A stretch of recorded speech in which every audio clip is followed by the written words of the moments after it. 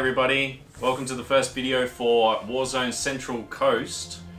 My name is Andrew. We are joined by Luke and Woz. Yo. A lot more enthusiasm from Warwick than Luke. It already begins. So pretty much for this video we're going to do two things today.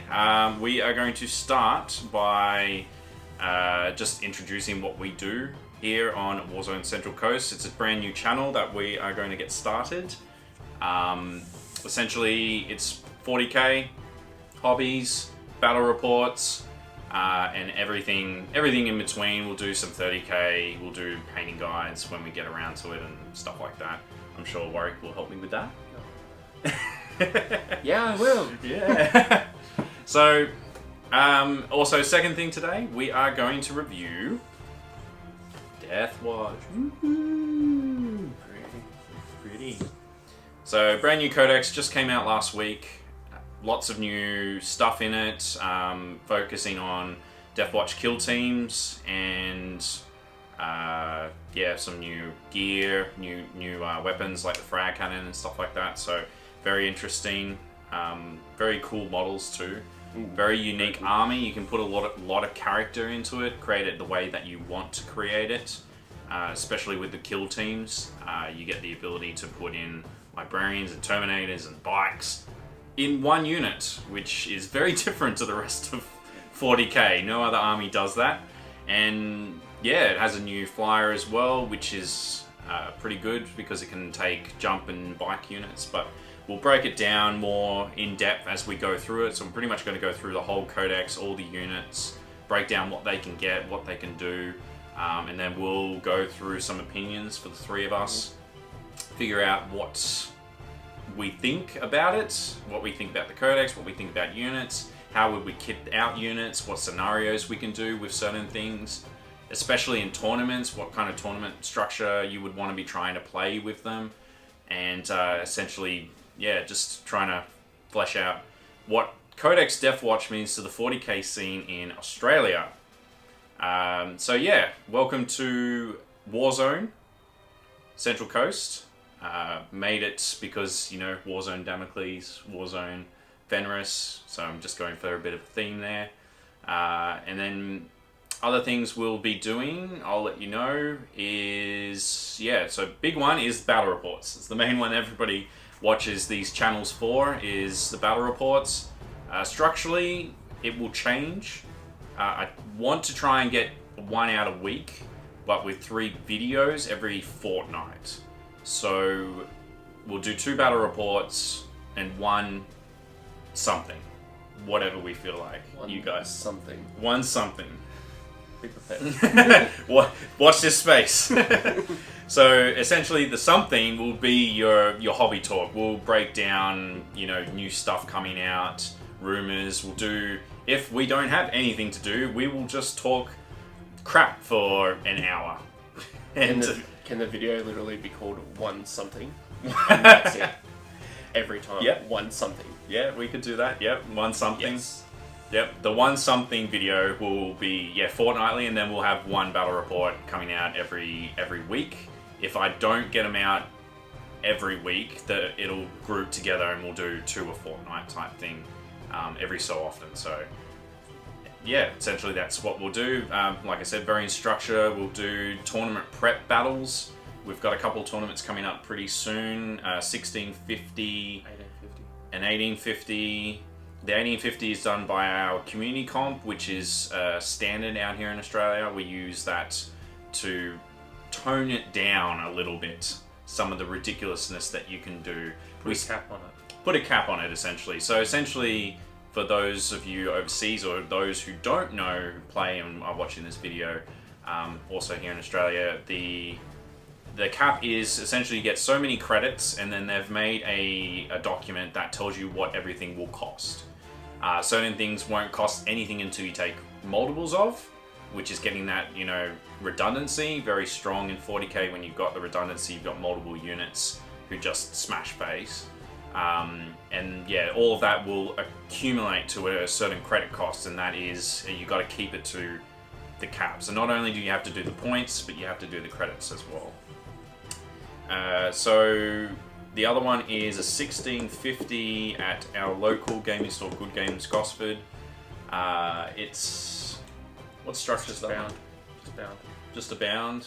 No Forge World though. No Forge World. Yeah, so 1650 bound, no Forge World. Allowed from 3 army books. Yeah. It's resource. Yeah. Yep. Army can be made from 3 different books. Yeah. So you can still be pretty stupid with that.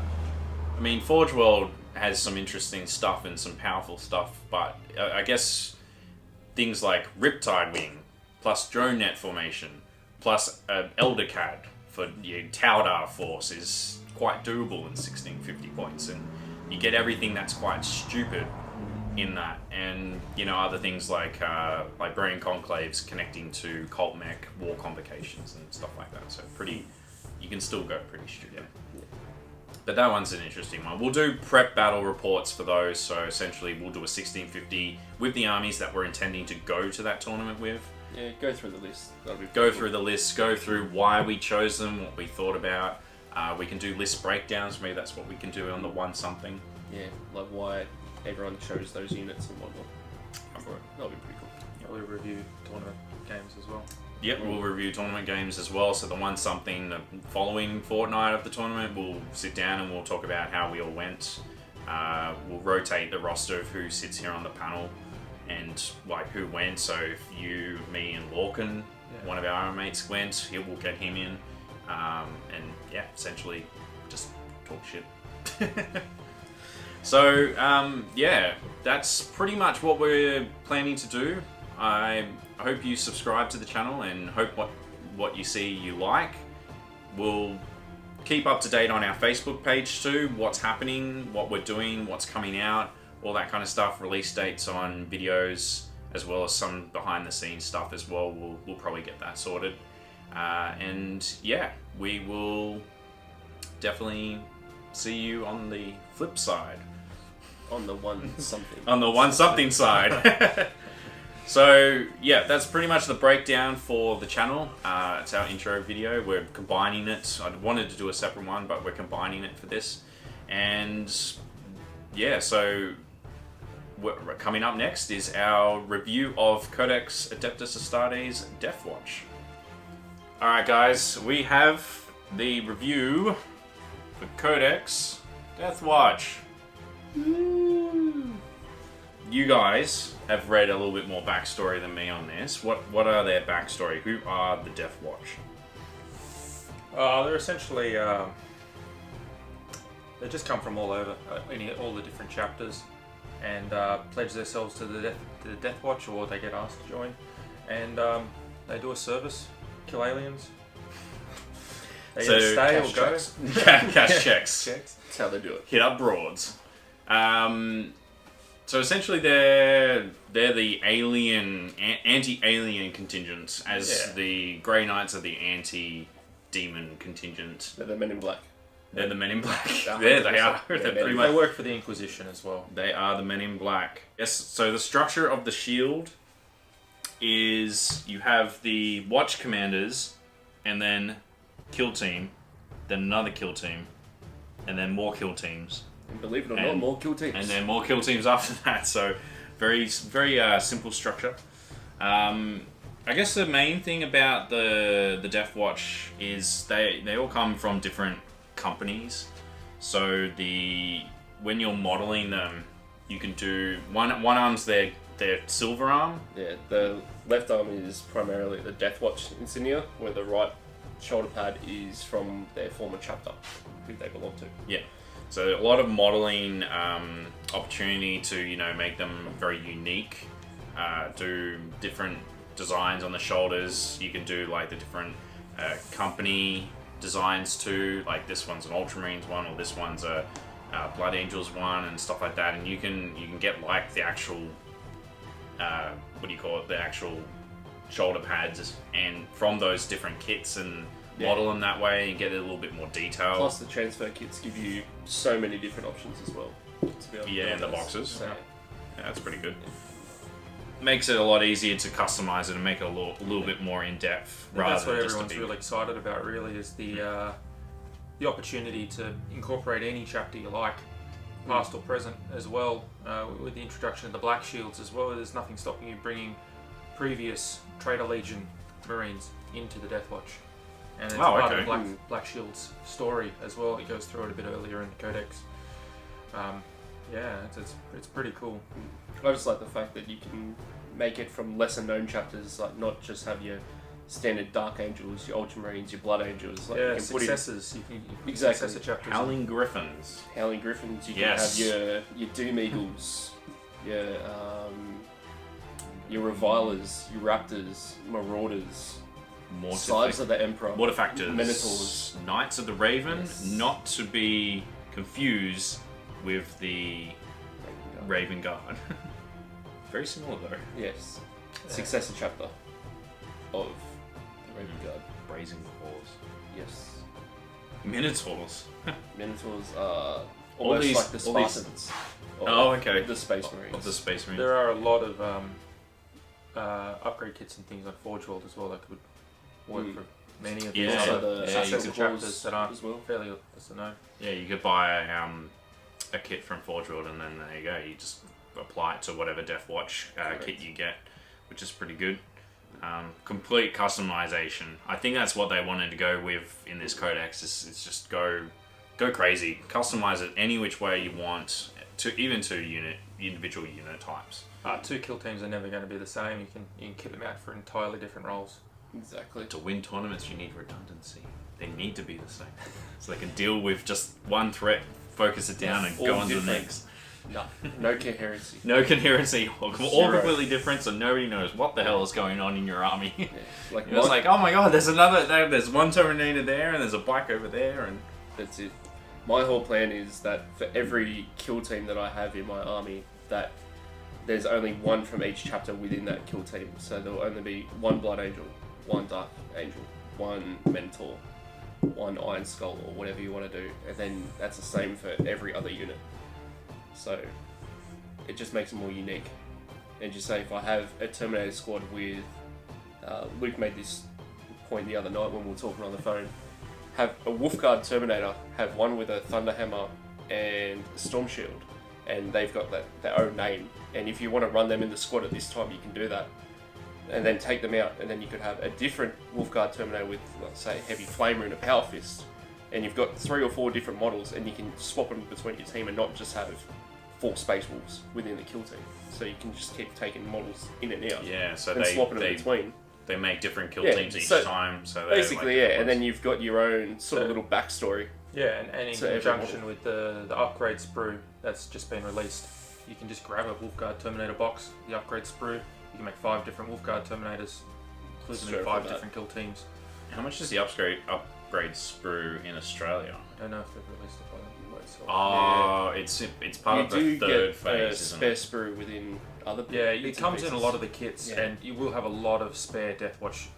For instance, you buy the Deathwatch Captain, you're going to use one of those shoulder pads. You'll have 9 spare ones and a heap of other stuff. And you also get like a helmet, power sword, and a few extra bits and pieces on it. So it's pretty good value just alone to get that. After a few kits, you'll have a lot of those upgrade sprues. You will definitely have a lot. Yeah, so you could just take whatever you're not using in other armies. If you've got some spare Ultramarines that you never ever use, or some spare Blood Angels or whatever, you can take them. You've got the spare Deathwatch bits, kit bash them together, and then voila, another kill team for your Deathwatch force. Exactly. So that's pretty much it for, I guess, the look and feel of the Codex. It's pretty standard for a Codex. It's like, I do like the backstory and stuff, and the flavor of the Codex. It's a very fluffy Codex. When it comes down to, I guess, the rules, there are some interesting things, and then there are some things where I'm just like, But we're going to go through it right now. So, Forces of the Deathwatch. And what do they start with? Kill team. Yes, that's true. They do start with their kill team. They have their own Decurion style detachment, formation detachment, or whatever you want to call it, which is called the Black Spear Strike Force. This one is one that I like a lot more than other Decurion style detachments, in that the formation requisites you need, while they're a little bit more stringent because they need a command minimum in this one, as opposed to all other ones only needing the core and auxiliary as bare minimums, and then you add on to the extras. This one puts in, you have to take a command as well, so that's a little different, but it's not so bad when you look at like your Decurions. The Reclamation Legion is such a big detachment, takes up a huge chunk of points, and has a lot of taxes, and you have to take units that not a lot of like Necron players normally would take. A lot of them, ones that I know anyway, are very split between Immortals. Some say they're good, some say they'd rather more Warriors in Ghost Arcs, which is fair enough. Warriors in Ghost Arcs are pretty stupid. The requisites for things like Elder Warhost is the core ones are they're stupid. Like, I would never take a Warhost. I thought it was cool at the beginning, but then I would never take it because the one of the ones that you want to take, the Windrider host, makes you take Vipers, and Vipers are just cancer. Used to be good. They used to be good, but I mean they're cheap, and you can put a silly weapon on like one Bright Lance, but like when it's all said and done, you can get Hornets for like 20 extra points, and they do 50 times the amount of damage. Way more versatile, way faster, because you can move flat out and shoot with their special rules, which is just stupid.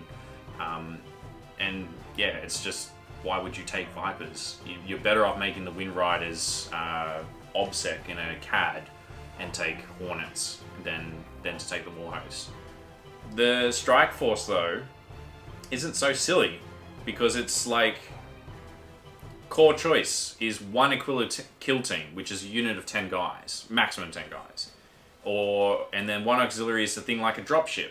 It's one Corvus Blackstar. So there you go. You've got like not even 300 points on the field, and you've almost pretty much got the command structure done for it. Then you need a command, which is any of the watch commanders, which is one of either a Watchmaster, a Watch Captain, a Chaplain, Librarian Dreadnought, or Venerable Dreadnought. So you can take a Dreadnought or Venerable Dreadnought as your command choice for this army, and even make it your Warlock, I guess. It's pretty cool. Which I do like that. You do like that? Yeah, I like that too. Especially if you can have like Fluffwise in your army that he could have eventually been around from like the Horus Heresy era. Yeah. It has become a Dreadnought and has gone off to become this. Like, yeah. The fluff possibilities are endless when creating the army, which is really good. Which is what I really like about it. Which in a lot of ways is where they should be going with these codexes, is just focusing them back down on their fluff, their backstory, what is the character of it, not just putting in ridiculous rules like warp spiders jumping from one end of the table and then back. I mean, yeah, they travel through the warp and all, but that's just too strong for the game. Other things like War Convocation, I guess, getting free upgrades for their entire army is a bit silly. Well, just think of the feedback that this codex has had. It's only been out a week. I haven't heard anything negative about it. Everyone's been really excited. When the Skitari and the AdMech and the Space Marines, everyone came out, there was always negatives. All of that free stuff, all that overpowered stuff.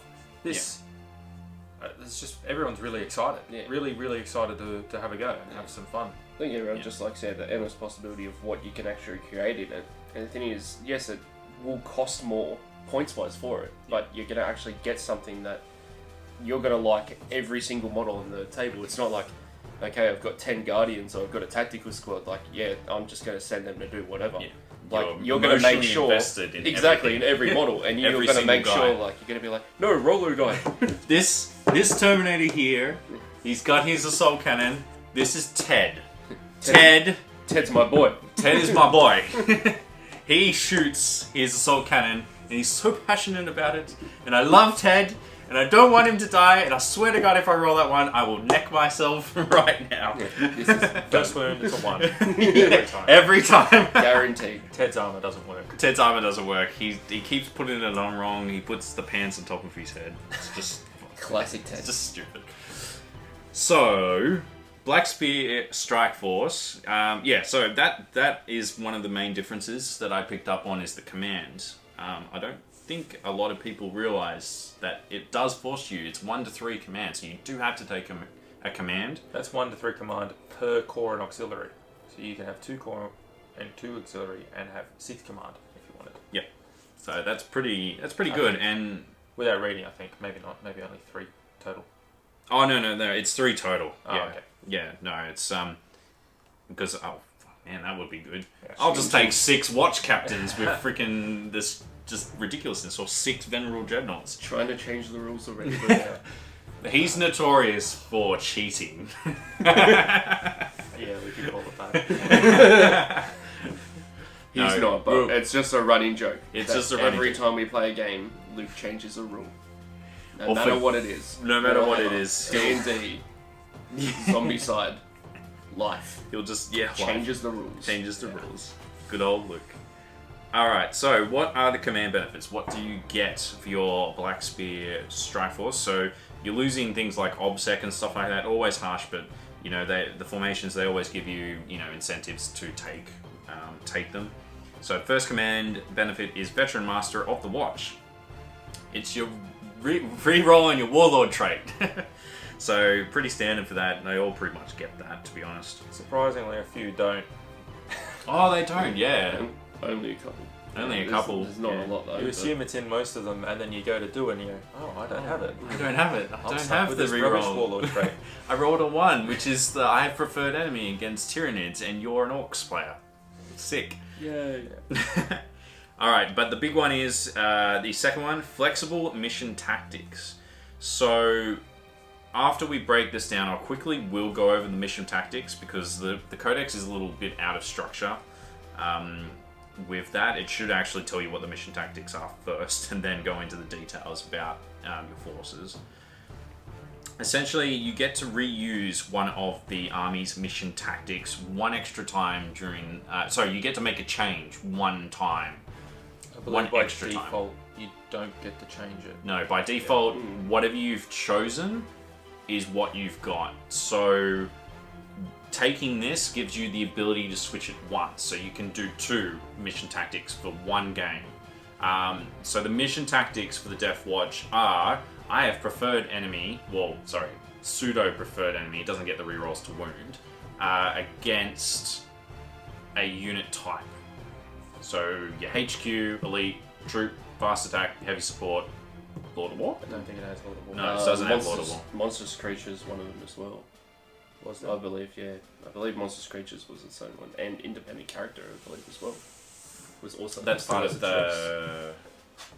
Oh, I know what you're talking about. We'll get to that. We'll get to that later. I know what you're talking about. Not by base. Could be wrong. Base, it's just those. So essentially at the beginning of the game, it's good to know your opponent's army with this army. If you know what your opponent's playing, you know the majority of their force is troops. Say it's a Elder with Wind Rider span. He's got like 8 freaking Wind Rider units. So you know the majority of his army is troops. So you just choose troops as your first one. Once you get through the troops, using the Black Spear Strike Force, you get to switch it once. You can switch it to HQ or, heavy support. Depending on what they've got in their forces, you can make that one switch. And Tailor then it clean to them up. suit whatever. Tailor it to what you're versing at that time, which is really Rerolls good, of 1 to hit when you're hitting on 2s and 3s is great. yeah. Yeah, So exactly. Well, it's 3+ by base. Your characters are on 2+, so you're essentially re-rolling with anything with a ballistic skill of 5. Venerables are plus 5, aren't they? Venerable Dreadnoughts, yeah, they're ballistic skill 5 as well. So your Venerable Dreadnoughts are re-rolling to hit, essentially. Short of losing ballistic skill for blindness and silly things like that. And if you've got models with mastercrafted weapons as well, you're essentially rerolling 2s and 1s at the same time, which is pretty damn good. Yeah. So it does make a huge difference. Is it It's just the shooting phase or the assault phase as well? it's 2 hit. Just 2 hit. Okay. Any 2 hit rolls, That's okay. including Overwatch. That's good. So if a troop choice attacks you, you roll 1s in your 2 hits for Overwatch. You get to re-roll those as well. We will double check that. I'm 99% sure it's just 2 hit against that unit type.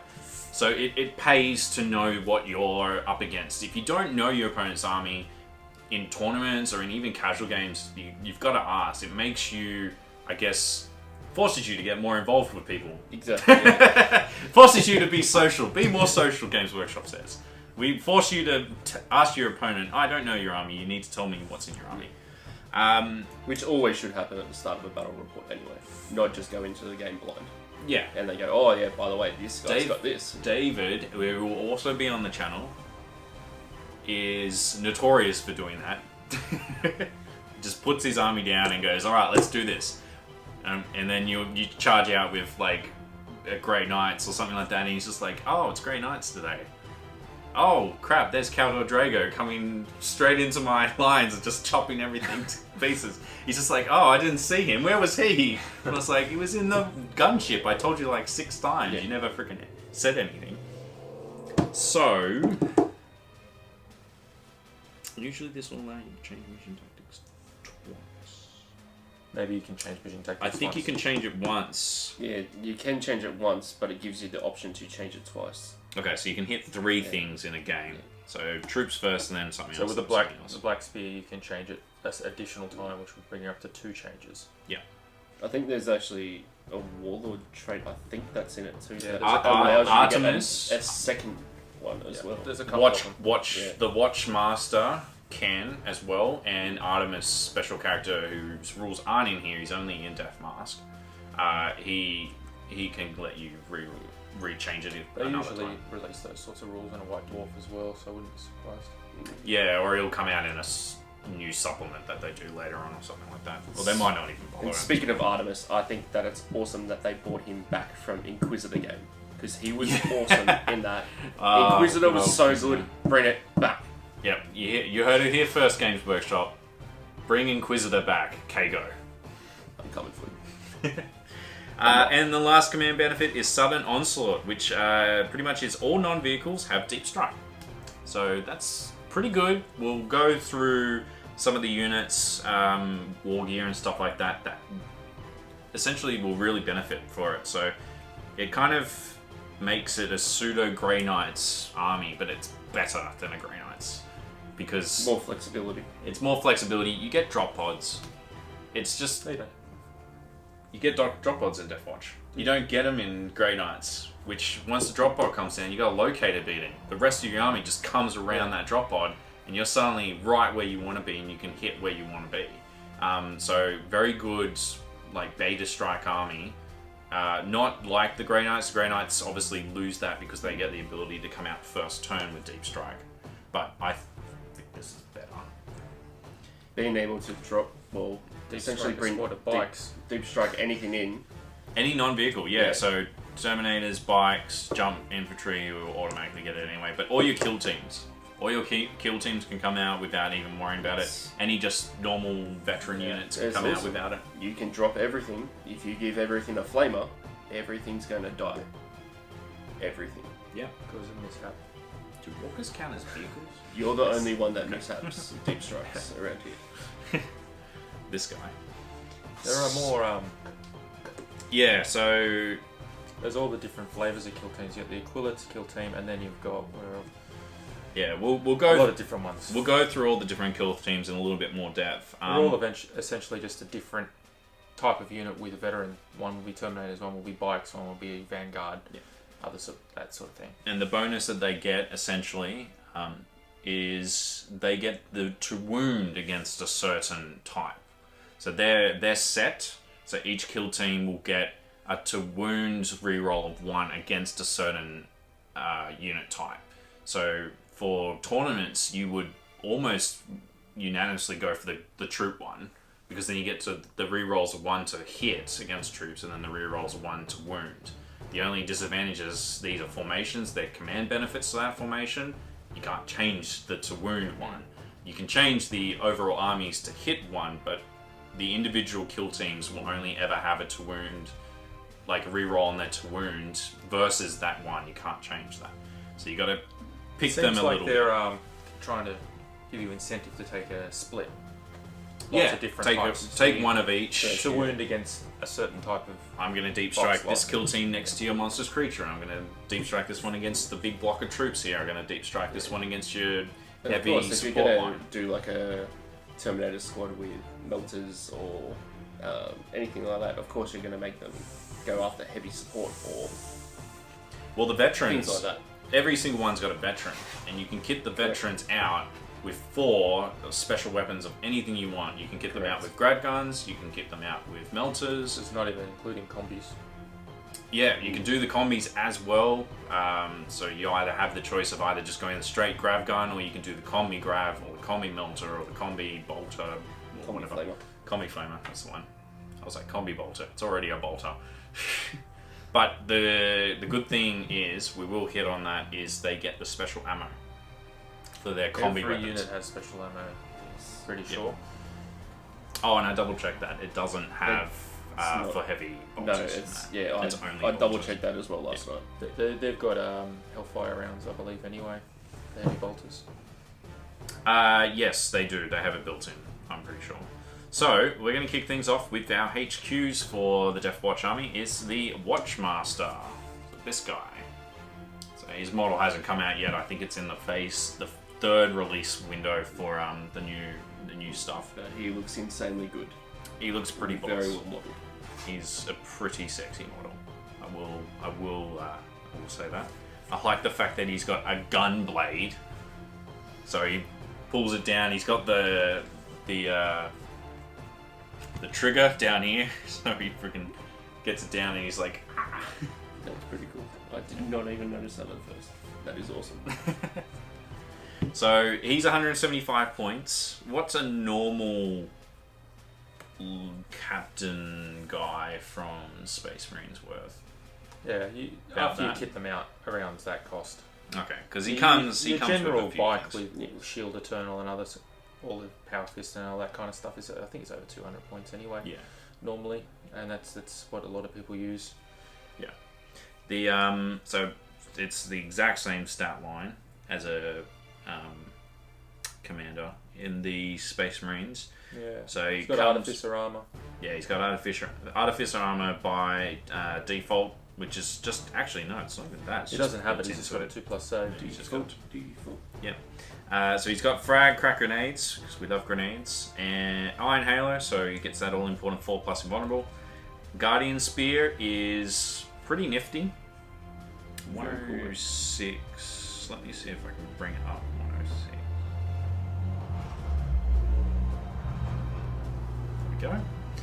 So the Guardian spear is either a bolt gun with special ammunition, so he gets the special ammunition as well, and can also attack in the assault phase using the profile below. It gives him +1 strength, so it'll make him strength 5. He gets an AP of 2.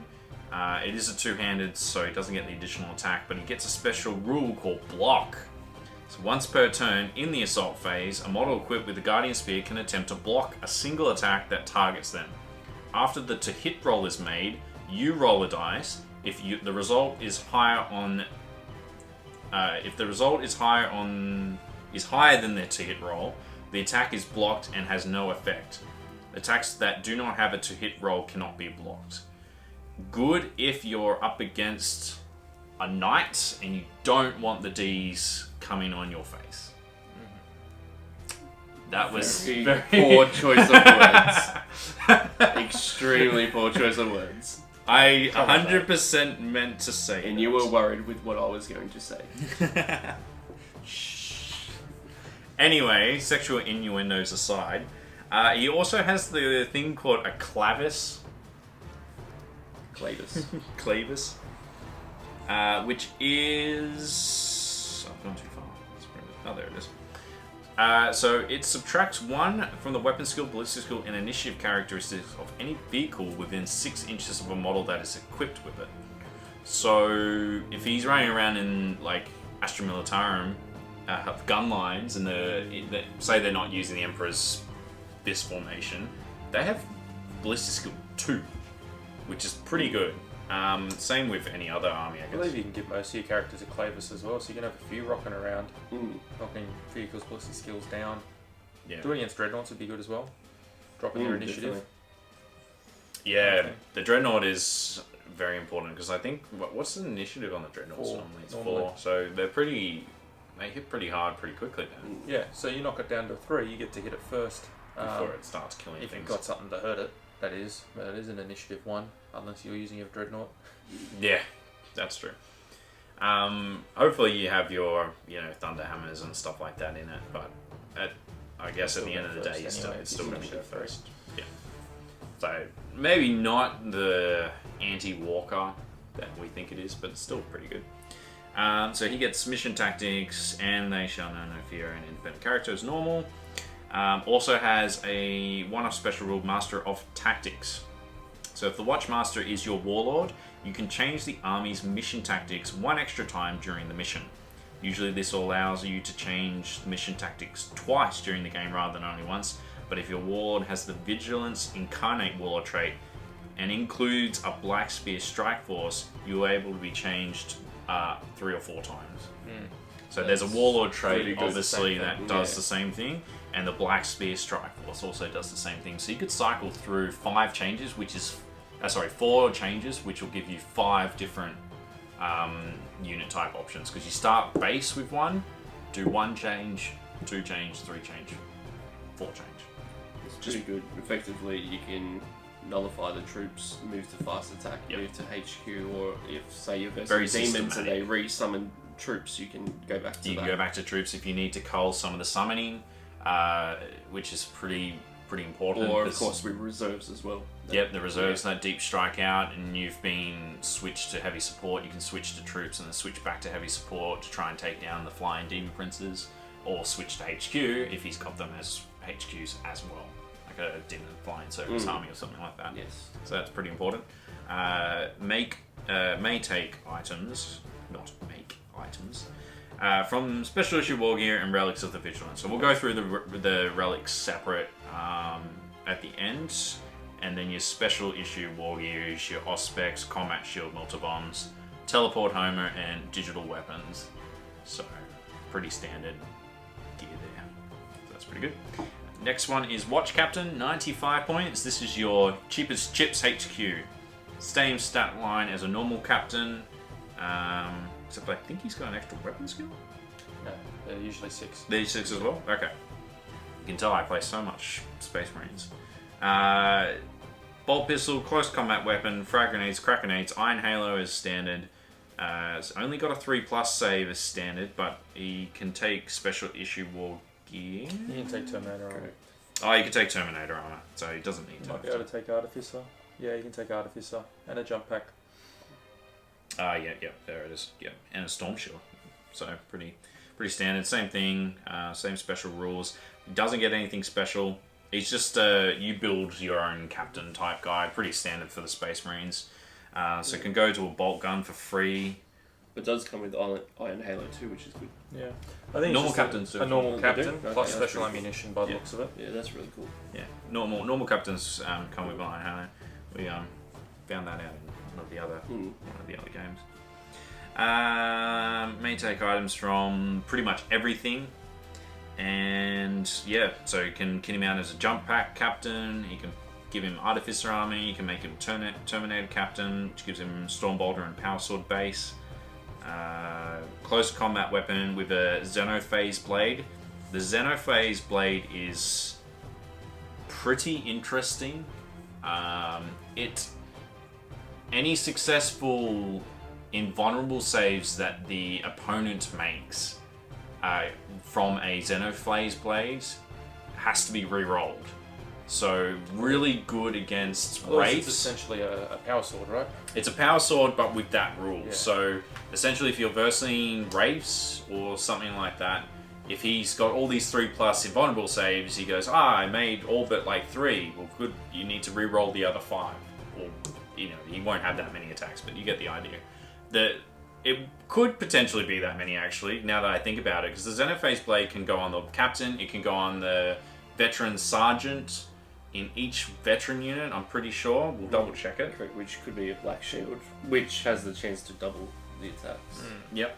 So you can get quite a few, and if you're versing an army that relies on their invulnerable saves, like demons, like harlequins, you will wreck them pretty hard. Witches too. Yep, witches, Dark Eldar, all that kind of stuff. Most of the Necron stuff has got 3+ invulnerable saves. Your Zoanthropes have 3+ invulnerable saves. So all that kind of stuff. So standard captain, pretty good. I probably wouldn't use him. There's so much better stuff, to be honest. Your standard chaplain, 95 points. Pretty much the exact same stat line. Crozius, frag, crack grenades, Rosarius, special issue ammunition for his bolt pistol, and he's got Zealot. That's normal. Which is normal. Which is good because, you know, the normal thing, you put the chaplain in the unit, they get in combat, they have Zealot, so they're pretty effective that first turn. And options, you can just kit him out with different ranged weapons, special issue war gear, and some relics, so pretty standard. Nothing special there, really. So did that include jump pack? Can you do jump pack or bike? Special issue war gear is no. No, you can't give him a jump back. Yeah. So, or a bike. Or a bike. So that is different. So the death Can with you give a bike to the captain and see it? I don't think so. Jump pack, artificer armor, Terminator armor, and then it's just special issue war gear. It looks like you can't give your characters bikes or jump packs unless it jump pack on your captain. Yeah. Yeah, no bikes, different. No bike captain, so that's interesting. That ruins one idea. I think it suits the Deathwatch a bit more though. Yeah. Bikes would be a bit more rare. Like their kill teams are usually smaller armies anyway. Definitely, yeah. So, which is why you see the bikes included in the squads, I think. Yeah. And then we've got the librarian. So he's exactly the same. Oh, Same stat line, force weapons, psychic hood. You get special. They all get special issue ammunition. So your Stock bolt standard. pistols, they're stock standard. So I won't bother mentioning that each time. So mastery level 1 can go to a 2 for 25 points as normal. Kit him out from range weapons, special issue war gear, and relics of the vigil, and may become a Terminator and take his combi flamer melter or plasma gun for 10 points on the Terminator armor. I think it's the standard sort of librarian minus the bike and jump pack option. Yeah. But you do get access to those delicious new Space Marine only psychic powers, which some of them are pretty ridiculous. So Yeah. that's pretty cool. That's it for the HQ. The only real difference is that Watchmaster. He's the one that I guess is the newest addition to it. Everything else is pretty standard for your Space Marine. Space Marine loadout. Yeah, customization and all that kind of stuff. Troop choices are veterans. 110 points base. Veteran units. So you get the 2 attacks, you get your leadership 9. So stock standard veterans, but with ridiculous amounts of customization. So you can make this 5-man unit whatever the hell you want, really. Starts off with bolt guns and close combat weapons with special issue ammunition. But they also do get the Atonement through Honor for the Black Shield, but I think they can just upgrade to a Black Shield, can't they, for 15 points? Correct. Yeah, so that's pretty good. May upgrade one, so each veteran squad may only have one black shield. He does get a boost in weapon skill though, which is quite nice. Yeah. Some threes then. Yeah, Most he of the time. goes up to a 5, Yeah. and yeah, so you'll be hitting on 3s against most things in 40k. So any model may take items from the usual stuff. Any model may replace either his bolt gun or close combat weapon with a storm shield. So they can run around with bolt guns and a storm shield, or a close combat weapon and a storm shield, which is pretty good. Up to 4 veterans may take items from the heavy weapons list, and this is the big talking point. Over the last week, we've seen a lot of people talking about this. Is that, you know, this is your troop choice. Is they're not only are they customizable, but you can give them some pretty decent stuff. You can give them grab, you can give them melter, You can give them the combi melters if you want to use the special issue ammunition after they blast something to death We with also whatever use they're done. the heavy bolter flamer. Combo. Heavy bolter flamer combo, which is one of the new war gears we'll go I into. believe that's actually it's a heavy weapon, but it's an assault profile. Yes. instead of Yeah. heavy. Yeah, it's So assault. One assault of the best 3. weapons I've ever seen. And and this is the brand new weapon, is the frag cannon. So you can make a unit run around with 4 frag cannons. So expect a lot of people to be using. It will be Definitely expensive to do that. I think you only get one in the kit. One frag cannon in the kit. Yeah, so model-wise, Okay. very expensive. Points-wise, too, is expensive. I think they're 20 points each. 25 points. Still, You can if you get the Infernius Heavy Bolter, you can get the Hellfire Shells, but they're 5 extra points. So for 25 points, you get the Infernius Heavy Bolter, which is the combi Heavy Flamer Heavy Bolter, and then it also gives the Heavy Bolter Hellfire You Shells, also which have is one of the new access- special issue ammunitions. Yeah, you also have access to the heavy bolter, heavy flame, or missile launcher separately.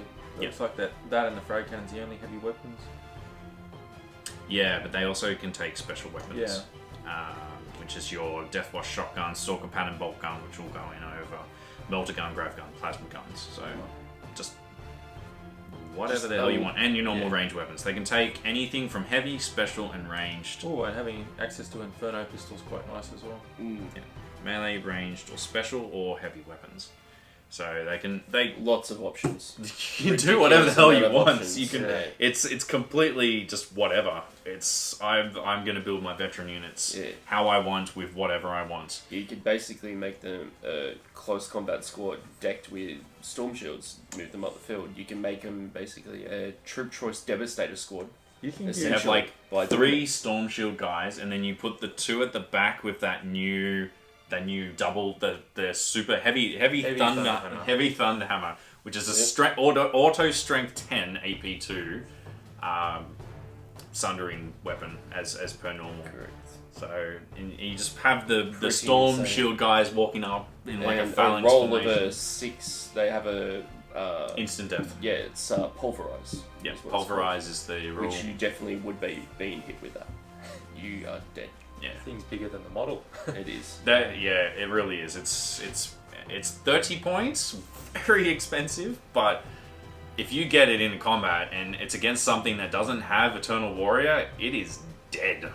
I don't DED. Dead. Watch Sergeant may replace his close combat weapon with a Xenophase sword, Xenophase blade. So yeah, I was right. I wasn't going crazy. It is expensive. It's 25 points to do that, but he starts off at two attacks. They all do. The veterans. Yeah, so that's pretty good. So effectively, We'll see if I don't think the Black Shield can.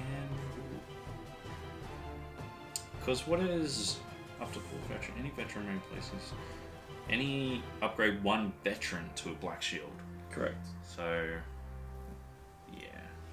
So the Yeah, Black so Shield's you got to got be some careful cool that you rules. got the any model may take and then any veteran may take. I think it suggests that the veterans are the only ones that can take the heavy weapons and I think the heavy thunder hammer as well. Yeah, so you can't put it So on you like can't put it on the black shield. the Black Shield, and you can't put it on a like the Sergeant. Yeah. Yeah, so very, very important to note that. And unit may take for dedicated transport a Rhino or Razorback or Drop Pod, or the brand new Corvus Blackstar. That's interesting.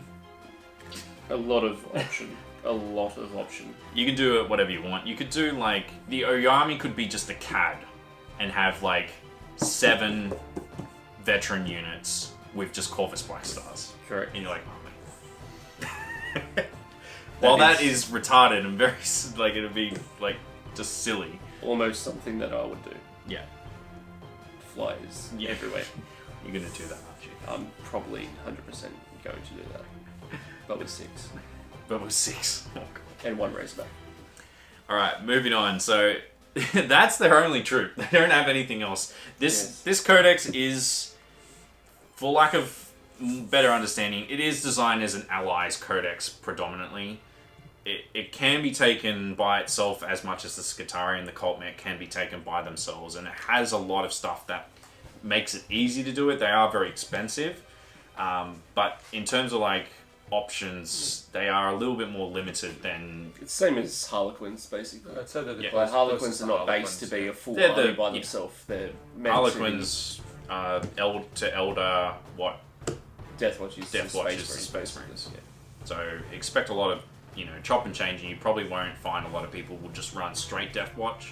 They'll just make a couple kill teams or take a tiny Black Spear strike force and, focus down on using them to deal with specific targets, Correct, all models and, types and stuff. And then the rest of their army does whatever it needs to do with its librarian conclaves and crazy shenanigans like that. So we get into elites, and our first elite is the Terminators, which starts at 40 points because they start off at one model. So that's completely different. They're not the 5 models space like all the other Space Marine codexes. They are one Terminator, 40 points, kitted out however the hell you like, and you can then upgrade the unit to 5 models. You can't go any bigger than 5, which is different. I think what's interesting is they also don't have an El Shimno no Fear, they have Fearless. Yes, that is a big that's difference. They're not your normal standard Terminators. They're straight fearless, which will combo with your kill teams. Once they go into a kill team, the whole kill team gets fearless. We will continue that. It continues that trend too. So that's the idea. We're starting to, feel what they're trying to get at here. Each kill team will have a combination of different models, and each different model, because they have different special rules, they have those special rules that actually confer to the unit. Your fearless, your split fire, all that kind of stuff. So once you get that one model in, the whole unit's got it, which makes a huge difference. And once again, it's that customizability. Exactly. It's just like adding the Vanguard model gives you the ability to re-roll your charge distance. Yep. Yeah, Obviously the don't- jump pack one. As long as you don't use the pack in the movement. Exactly. Yep, you can reroll charge distance for the whole unit, which is very important when they come out of that Corvus Black Star, which is an assault Definitely. vehicle. They can get right into it very, very quickly. So there's nothing, we won't really spend much time on the Terminators because there's nothing out of place here. It's all the same thing. Assault cannons, heavy flamers, cyclone missile launchers. I think, Their Power Fist option with Yes. the combi. Yes. Oh, sorry, not a combi. Power it's Fist the with melter gun. auxiliary melter gun. So for Yes. 10 points, their Power Fist can get a melter gun and use both profiles during one turn phase. So you can shoot with it in the shooting phase and then charge and use the Power Fist in the assault phase. Now, they're still just infantry, you can't shoot their other gun as well. Yeah. You have to choose which one you want to shoot. But what is interesting, I think, is the whole squad can take heavy weapons. Yep. So you're not limited It's- to 1 per 5. It's yeah. So, So your cyclone missile launchers, your assault cannons, your heavy flamers, all that kind of stuff. It says any model can choose one of the following. So if you do have a unit of 5, not that you're wanting to do that because you want to kitted make, out. you can just make one unit of cyclone missile launcher Terminators and just say goodbye to your horde armies, your orcs, your Tyranids, your Imperial Guard infantry. Even platoons. your monstrous creature armies, strength 8 shots, two shots each. Oh, they do have crack too, don't they? Yeah. So that's Yeah, actually very disgusting. Yeah, just like that, the that could 30k, be solid. the 30k Ultramarines and Iron Warriors. Yeah, they You can got the just whole squads of them. just go to town. That's it. Dreadnought! It's a Dreadnought. It's 100 points, exactly the same as any other I don't Dreadnought. believe it comes with anything different. Multi-melter, Power Fist, built-in storm bolters, searchlight, smoke launchers, gets the mission tactics, may replace this multi-melter for the standard plasma cannon, assault cannon, twin-linked las cannon.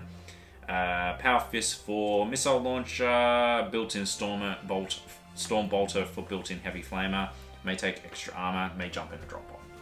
But you would never use a normal drop pod, you Same would old. always take the Forge World drop pod because they are disgusting. That is the correct way to play your Dreadnoughts. And weigh 25 kilos. Yep. But that is the correct play to play your Dreadnoughts. If you take a Dreadnought, you take the Forge World Dreadnought drop pod. And you just win. Don't they? They're great. He knows first aid. He's versed tomato They Bowser. do good. Yeah, they do good. Then you've got your Venerable Dreadnought, which surprisingly is a separate. I think they do that in the new Marine book as well. They Oh, used they to do have do? them in the same They do. profile. Oh, okay. It's because it's got a different It's got different weapon skill. different It's good. profile. Yeah. Make it just to simplify it essentially. So an extra 25 points, you make it. It's Venerable. It gets the Venerable rule, which means that when it suffers a penetrating hit, you can re-roll it. Make your opponent re-roll it, even if the second result is worse. Gets the extra weapon skill, ballistic skill. So pretty good. Exactly the same as always is. So we will skip you. Vanguard Veterans is, I think, our last. Yep, our last elite choice. Another interesting unit, like the Terminators, they start at 1 veteran for 25 points. And can go up to a unit, maximum unit size of 5. And it's that heroic intervention I rule. was wrong. It wasn't because of the jump pack. That allows you to reroll charge ranges. At the end of that rule, that's the whole squad can do it. Even if one model has heroic intervention. That's fantastic. Yeah, so you can use jump pack in the normal movement phase, but you can't because at the end of the day, if he's moving 12, the rest of the unit's only going to move 6 with the veterans. From the back of the squad to the front of the squad. I guess if you really want to get those extra 6 inches in, he could stay at the back of the squad and then do a jump back move. But yeah, no, he's just got a special rule that's called Heroic Intervention. A unit that contains any model with this rule ignores penalties for disordered charges, and can re-roll 1 or both dice when determining its charge range. It's the same rule as in Codex Marines as well.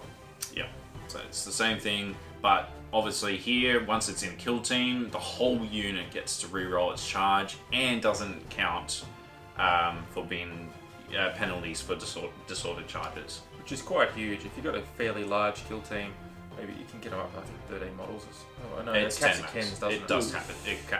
You can multi-assault with 10 models quite well, with a couple of Terminators thrown in, or Easily.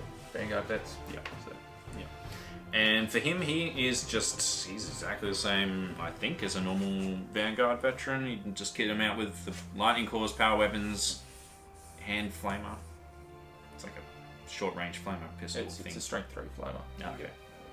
Grav pistols, Inferno pistols, plasma pistols, power fists, Thunderhammer, but may take the new heavy Thunderhammer and melter bombs. I think that's pretty much it for him. So he just get the kit him out. I do like the Inferno pistol. No, you want dual hand flamers on 5 Vanguard Vets. That would be amazing. Yeah. Because you can. Yeah, Bolt pistol any and all model plus may replace his bolt pistol and special issue ammunition and or chain sword with one of the following. So you can run around with 2 plasma pistols with these guys. You can do that with the Vanguard Vets as well, but the hand flamers, I believe, are only in Blood Angels.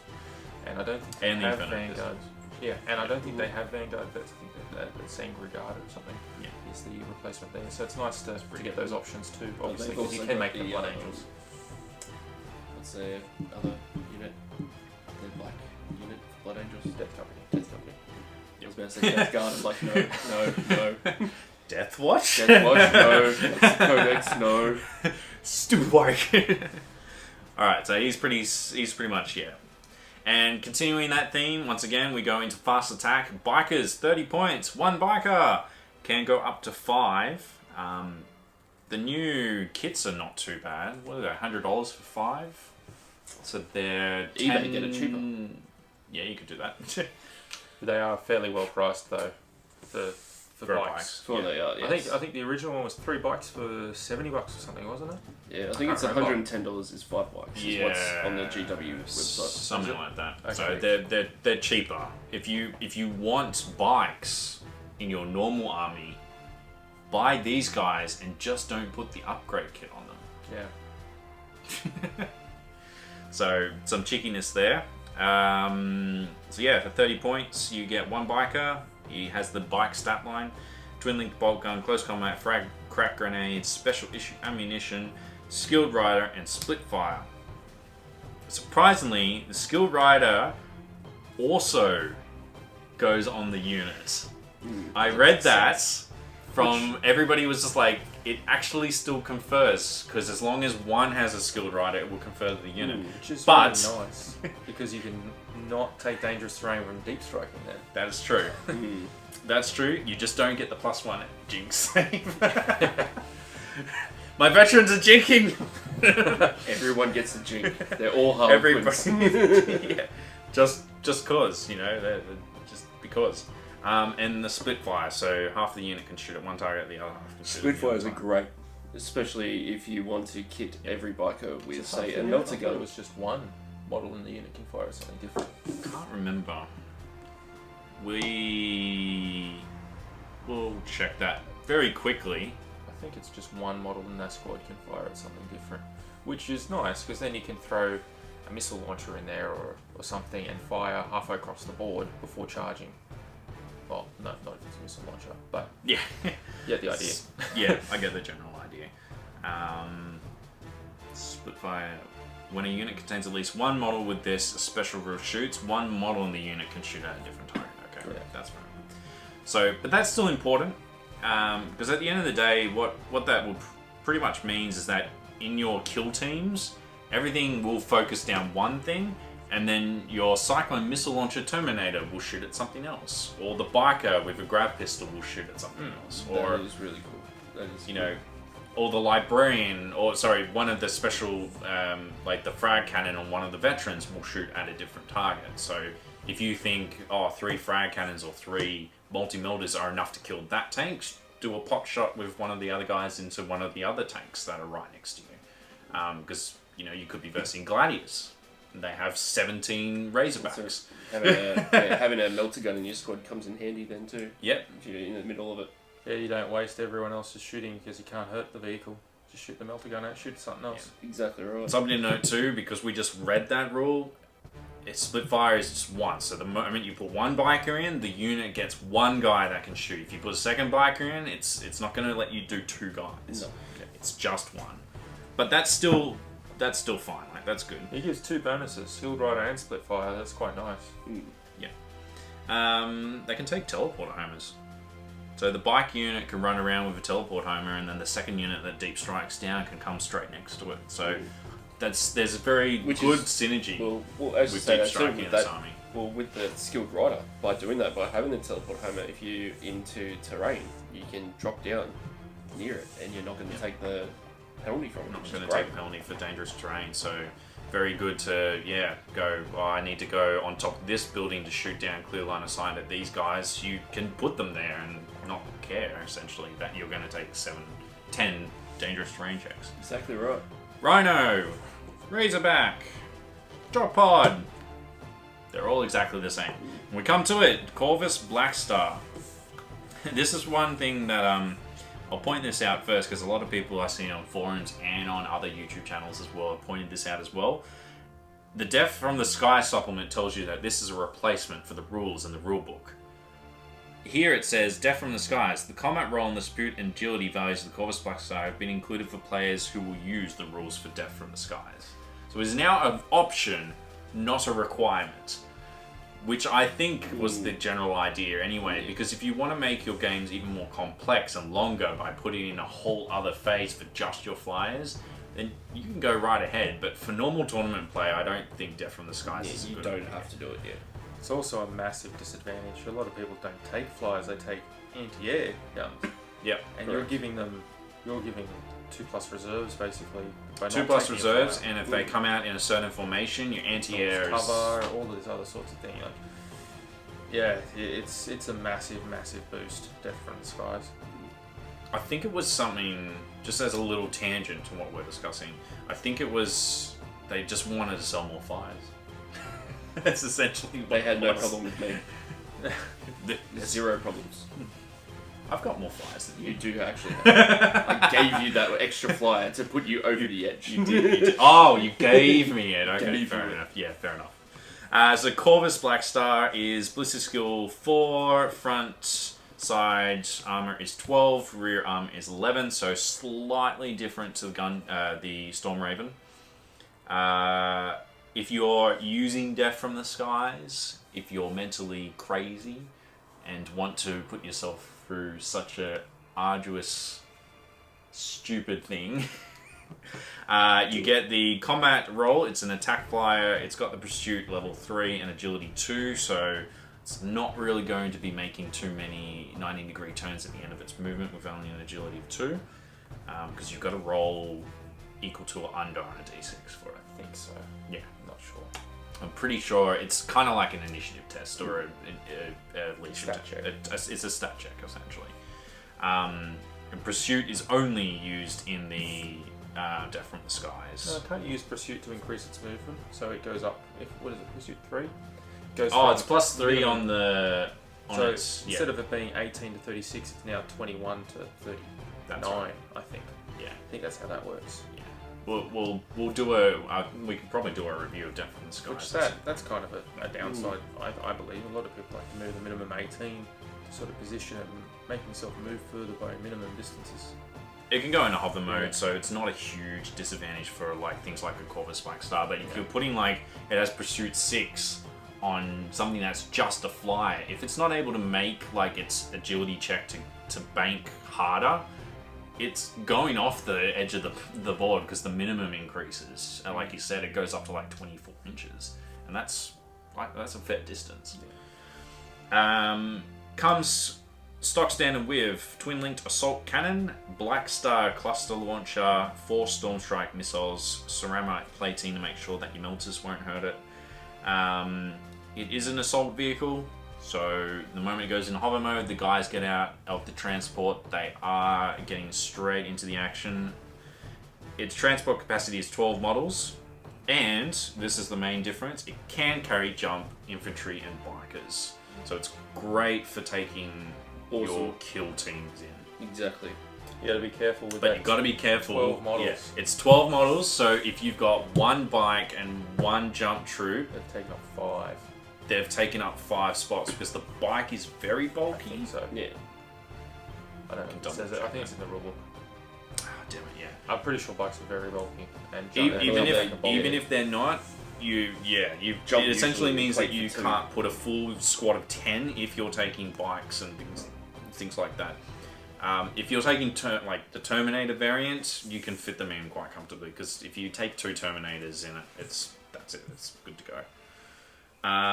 Access points. It's got 2 at the front and 1 at the rear, which is pretty good. It also looks really cool. Like I think that flyer looks One of the quite amazing. better looking flyers It's a that I have seen. stealth bomber. Correct. Actually, the meme that's going around at the moment is it looks exactly and does the exact same thing as the one out of the Avengers. It's a Quinjet. It's the It's a Quinjet. Quinjet. Because the bike comes out with Black Widow on it. Yep. And you can put bikes in this. I think that's what they were going for. Corvus Black Star, in terms of the release schedule, isn't actually out now. It's phase 3 or 4. it on pre-order yet, or- Not up it's for not even on pre-order pre-order yet. So the Otherwise, next I'd phase have of... 3. Something get released today? No, they did. They pre-order for the stuff today. Okay. So the We should see kill team, rumours. Cassie's kill team by itself, all that kind of stuff. Yeah. They're all coming out today, and then they're going to put pre-orders open for next week, which is the Corvus Black Star. Yeah, as of the It's 20th, phase it was 3. the Codex kill team, The dice, which the dice, the captain. Which I wish they had the symbol on the 6. I wish it was on the 6. Forge World ones are on 6s. Always, yeah. yeah, which is why. Why do you do this, King Bush? How do you put the symbol? I understand your skull ones. The skull ones make sense because if the skull is the 1, the guy is dead. That's correct. Yeah. But if you put the skull on like the 6 symbol or the Ultramarine symbol on the 1, you're like, yes, I got an Ultramarine symbol. That's good, right? And you're like, no, it's not. That means he's dead. Yeah, that's where the Ultramarine symbol should be, on the 1. Yeah. You only use those ones when you're shooting because then you get to re-roll that because you're an Ultramarine. The best chapter. The worst chapter. Alright, options are twin-linked assault cannon with twin-linked las cannon. So for free, you can switch it out for the las cannon. May replace all 4 Storm Strike missiles with twin-linked Black Star rocket launcher. We'll go through the war gear at the end. I think the Black Star rocket launcher is pretty good. We'll get to it. I can't remember off the top of my head, but it is actually good for something that's constant. As much as I like the las cannons, I love assault cannons. Oh, you wouldn't take The las assault cannons. cannons are just awesome. Yeah, I would always take the assault cannons on this thing because you get rending anyway. So if you're getting your 6s, you're hitting. And Rule of cool. rule of It's cool. heaps cooler. Yeah, there you go. It seems cool, and therefore you will hit more, wound more, and kill more. Instantly Simple win, as that. right? Yeah, instant wins. Instant wins. So when you get your Codex, put a Sharpie through las cannons.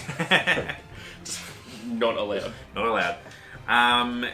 May take up to one of each of the following upgrades, which are Searchlight, Extra Armor, Locator Beacon, which is pretty interesting again. Ooh. Everything gets a Locator Beacon in this army. I think in most Ultramarines they do as well. The Space Marines Codex, or not really. Teleport Homer, I think you can take on a lot more. Locator Beacon is only on like drop pods and scout bikes, I think. But Correct. Locator is just deep strike. Locator is everything, and Deep strike doesn't scatter. Teleporter is teleporting. Terminators. Yeah. Yeah. So everyone in here gets deep strike. I don't know if that will work for the teleport Homer because they're teleporting in essentially, but I can't remember the exact wording. Maybe it just said Terminators for teleport. I'm Homer. pretty sure one of them specifies Terminators only. Yeah. So maybe that's and why then they've the got other locator one beacons is and Locator everything. Beacon. Yeah. Which is great because then the synergy of the army is you get stuff where you want it, and then everything else comes out, and you start shooting things. So very It's essentially reactive almost a army. hit and run army without the hit and run. without actually hitting and running. Yeah. Yeah. So, and then the last thing is may take one of the following upgrades: the Infernum Halo Launcher or the Auspex Array. The interesting thing is the Infernum Halo Launcher gives you the ability to re-roll jigs, That's always good. Always handy. And it's 5 points. and it's 5 points. We're going to double check that because I can't remember It's pretty expensive. if that's It's like 100%. Dozer Blades. It's too Yep. much to take. You can re-roll fail cover saves for a Corvus Cover Plaxar that saves, is jinking if it is equipped. Oh. You re-roll Jink. your jink saves. You could have That's saved worded, the whole. That's worded really odd. Well, you could still take reroll of a cover save, Yeah. but only when you're jinking. So if for Yeah. some reason, hull down and whatever gives you a better cover save Yeah. than Yeah. your jink save, you still get to reroll that. Mm. Yeah. So at least that covers that. But I think it's never really going to come up. No, Yeah. not really. You might be It's able to get a 3+. I don't know. I would assume that there would be a very obscure situation, But with it's a wording better that worded- will have an effect on what actually happens. But as a general rule of thumb, it's re-roll your cover saves when jinking. Yeah. So So get the Sharpie out again. and just Reroll Jink. re-roll jink. Which is pretty cool. And I think the Auspex Array gives them strafing run. Well, went way too far there. Yep. Equipped with an Auspex Array has the strafing run rule. Also cool. So, +1 +1 ballistic skill against ground targets. Which is That's also very good For for 10 head- points. So for 15 points makes it 195 points. But you can re-roll your jinx on the Corvus Black Star and it It's- has strafing. You would do that doesn't every have day. mission Like. tactics, so I don't think he'll get to reroll the ones, No, he doesn't. which is a bit I disappointing. don't think 'cause any of the vehicles do the actually. Dreadnoughts do. I think it must be only the similar Dreadnoughts to do. chapter tactics then, whereas no vehicles get it, but Dreadnoughts do. For 15, Not even Land Raiders. for 15 points, it's something that you would basically do every time. Mm. To get that reroll the Jink is Those- insane for 5 points. Those Yeah. alone Are are But you what can't makes take both. this better than the Oh, Gunship. exactly. You can't 100%. take both. You can only take one of them. What? Take one of the following upgrades. Oh, yes, he's right. Reroll Well, your Cheeky. jinky. Or So you can choose either a- give it strafing run Mm. or you're re-rolling your jinx. So you've either got a little bit more offensive power or you can make it more defensive. I So like that more because you're just not taking all upgrades and you got to actually Exactly. make a Well, decision yeah, I on suppose, what you want yeah. to do. exactly right. And I Yeah. suppose it makes it a that little, is that how little they bit less balance broken. armies. Exactly. This is how you balance armies. You make Take it note. either Craft Lord or, Elder. not. Eldar, not Eldar. Mate. This guy. Last but not least, Land Raiders, Redeemer, Crusader, Generic, and they've got the exact same things. Once again, as you pointed out, they don't have the special rule, the mission tactics, so only the Dreadnoughts have the mission tactics special rule. All the transports don't. We did just double check that as well. So that's very important to note as well. Because I know a lot of the FAQs are saying if your formation, they take dedicated transports, give you rerolls and stuff like that, the transports are getting the same benefits that the units that take in it as well. So I think the mission tactics army rule is going to say, I haven't read it, but I think it's going to say the same thing as the chapter tactics. Models with that rule get rerolls of 1. Yeah. So Before we get into the formations, we're going to go and look at that now. So these are the Deathwatch special rules. So we've gone through the units, what everything can get, what the general idea is of the army, what they're going for, fluffy, customizable, do whatever the hell you want units. These or are the an army of single Terminator squads. Just, Yes. I will take a CAD, 2 units of veterans. No, you just play Unbound Terminator. Terminator. That's true. So Deathwatch It's special not rules. Space It's, Wolf. oh my god. Oh my god, that's just ridiculous. First one, Atonement through Honor. So a model with this special rule doubles its attacks in the assault phase if it is locked in combat with an independent character, a monstrous creature, or a vehicle. If the combat contains more enemy models than friendly models. Now, I think the key point there is it says locked in combat. I don't think that will work against normal vehicles, only walkers. Because you don't get locked against vehicles, right? True. Which, Yeah, we'll have to double check that. That's I don't think will be a big deal, because most of the time, if you're assaulting a vehicle and you've got weapons that actually hurt it, the vehicle's dead. Yeah, generally the vehicle's not lasting to the second round of combat most of the time. Remember the blacks, the Black Shield. He's the only thing that gets this, right? Yes, Black Shield. So the Black Shield goes to 4 attacks. He doesn't. Fire 6 on the... It just says doubles his attacks. So if he's got 2 weapons charges, he's got 4 attacks on the charge. Goes to 8. Okay, it doesn't actually say Doubles his profile. attack characteristic or anything like that. Generally, it's very specific when it says that. It just says doubles his attacks. So we'll just do some number crunching here. If you've got the unit of veterans, right? So it says you upgrade one of the veterans. Now, is there that the FAQ said that when you upgrade a veteran, it keeps the weapons? No. If you think about the Or is apothecary, it said FAQ? no? Oh, it's your pocket. Yeah, So it's the it same changes it into a completely new guy. This is the reason you can't give a power fist to an apothecary or something. It doesn't get options. The Black Shield won't be able to get the veteran choices in that list. You'll get the any model choices. I think it's really just the heavy Thunderhammer and the heavy weapons. It's basically to balance it out, because if you were to get You can't 8 give attacks a on the frag charge cannon with to a heavy Thunderhammer, Because the that Thunderhammer is says a any little model broken. in the unit. Thunderhammer So can you go can. to it. Okay, yeah. I think it was ranged weapons and close combat weapons can go on any model, but heavy weapons and heavy Thunderhammers can only go on veterans.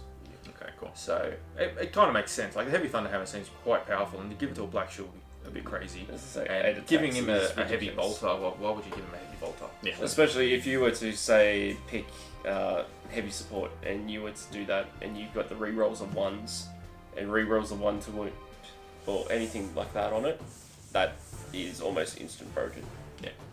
Yeah, so it does. That being said, he's a 3+ save, toughness 4, 1 win model.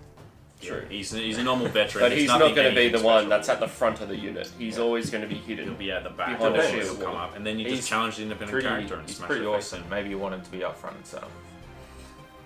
I would put him up front and center, and I would call him Blue Crosser. Okay. Because oh god. Combat squads. Now this is interesting. 10 model veteran squad can break into 2 5-mans. It sounds like the Space Marine one. You must decide which veteran squads split into combat squads and which models go into each. It's exactly the same, but it's important to note that any of the kill team units don't let you combat squad. So the moment that you do that, you can't change it. But I think would be one whatever. I formations don't know anyway. what had the combat squads rule. How big can veteran squads get? Can They they can get go to up 10? to 10. Oh, they're probably the only Go squad in only the Codex that can do that then. And it'd just be the same as the Space Marine ones where you can split them to So 2 nothing 5s. super crazy. And that's it for that. Factions and allies, they're Imperium. For that, warlord traits as follows. We'll break that down in a little bit. So everybody in the Deathwatch gets these mission tactics. So the mission tactics special rule represents the unique way in which the Deathwatch go to war. At the start of your first turn, so not at the start of the game, the first turn, your first turn, you pick one of the following mission tactics and it will remain active for the entire battle unless you decide to change it, as described below.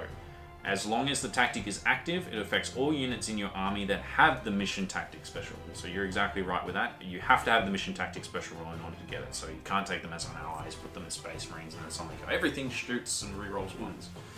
And once during the battle, at the start of any turn after the first, you can choose to change the current mission tactic from another. So that's one change at base, and then everything else like the Watch Captain and Watch Master and Black Shield.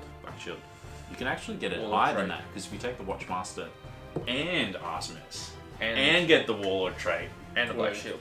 and a Black Shield, You're effectively changing it. you can every single change. turn. You can change it to whatever It's the like hell you want. Ultramarines and a Gladius Strike Force. Yeah. So you get You chapter can tactic. you can get go crazy with every it. round. You can get it up there. And it is exactly that. It's so Furor Tactics is whenever a unit with a mission tactic special rule targets enemy troops, you reroll any to hit rolls of a 1. Venator Tactics is fast attack. Dominatus Tactics is elites. Malleus Tactics is heavy support, and Purgatus is HQ. And that's it. So when using the mission, this is interesting though. When using the mission tactics rule, any of the Kill Team Doctrine special rules or certain Deathwatch tactical objectives you target might consist of units with different battlefield roles. For example, a troop unit that has been joined by a HQ unit. In this case, the target unit counts as having both battlefield roles for purposes of your special rule or That's tactical pretty objective. cool. Fantastic. So if you're shooting, if you're on the troops one and the enemy warlord is in a troop squad, you get the rerolls of 1 to that as well. If That you is are really in the cool. HQ version, You still get you still get it. They count as both for That the is purposes. awesome. It's That very is good really that they put that in there, because that's very clear. I thought that would have been the Yeah. first. I They think- knew it would have been the first question. Yeah. That I think a people lot of asked. people not playing Deathwatch aren't going to know that either. And I think that's Yep. where a few people will get I think unglued at the very start. great by GW that they're putting these things in this and the Death from the Skies thing. They're giving you extra bits of Yeah. information to try to avoid It's almost the FAQs. FAQ Yeah, on top of the Codex while coming out at once, which Yeah. is Yeah. great. But having these things in the codexes to begin with would have stopped half the questions in the FAQ to begin. So Yeah. Half the questions like are Taurox's assault vehicles? yes, If anybody's wondering, they're not. It doesn't say it on their profile anywhere in any codex ever. Okay? What if they wanted to be one? Just like Sicarians are Asking fast for an attacking array. vehicles. oh, yes. They're fast vehicles. And they're attacking vehicles. Oh my god. Therefore, fast attacking vehicles. Anyway, formations. We'll go through them quickly. Trying to keep this relatively down in terms of time, but it's a pretty much essential breakdown of what's in the codex. And after this, we'll go through what our thoughts are of the overall strength, what We we have a can look do in at some of the new weapons. Yes. Well, we got weapons and warlords, right? We're still like heaps far. So, Aquila Kill Team is the first one. All the different types of kill teams, like I said, have a doctrine. So they all get the kill team rule, and then their formation structure is slightly different each one. Some of them have restrictions, like minimums of certain things you have to take. But the Aquila Kill Team is the baseline one. That's like the main one because it is one of your core choices for the Black Spear Strike Force. Formation, 1 unit of veterans. So you 5 guys there with whatever weapons you want to kit them out with. And 1 or more choices in any combination from the following list. So they're all structured like this, where you get a little tiny list of things. All the kill teams take 5 veterans, and then you have to fill out the next 5 with whatever the hell you want from that list. You can take 5 librarians. Because it says 1 or more choices in any combination from the following list: librarians, terminators, vanguard veterans, or bikers. So this is your stock standard. I mean, it's everything. Nothing's stopping you from increasing your veterans in size. So you can take 9 veterans and a librarian, and that's your equivalent kill team. Yep. If you want. 5 librarians. 5 librarians. That is great. amazing. There's your Death Star right there. Yeah. It's 700 points, but there it is. Because the 5 librarians that's 500 points almost, or 450. All on biomancy. If only they could have been on bikes. Then you Would have get been them even all better. to roll Iron Arm, and you're a toughness 7 squad. It's pointless for them to be on bikes because the veterans are there. They can't freaking move and No, act like a but for bike. but for their toughness. No, it's why you did biomancy. You get 5 You of them put all Iron Hand going on it. into Yeah, but you could have done it on Iron top Arm. of a bike as well. They can't take a bike. That's what I'm saying. If you could, it would be It's awesome. Just, yeah. Restrictions: this formation may not consist of more than 10 models. That's the same in all the kill teams, excluding the dedicated transport for anybody who's that stupid. And the special rules is kill team. So the kill team special rule applies to all of it, so we won't go through it every single time. All the non-vehicle units in this formation form a single unit called a kill team. This counts as a single unit for all game purposes. It must be deployed as one unit and cannot be broken down into combat squads, and it cannot be split up in any way during the battle, even with models which have the independent character special rule. So if you do take the 5 librarians, they are with themselves as that unit for the entire game. Awesomeness. Of Biomancy, Iron Arm, Iron Arm? Yeah. Iron Arm, Mine awesome. will definitely not roll Iron Arm, so you don't get the toughness 7 squad.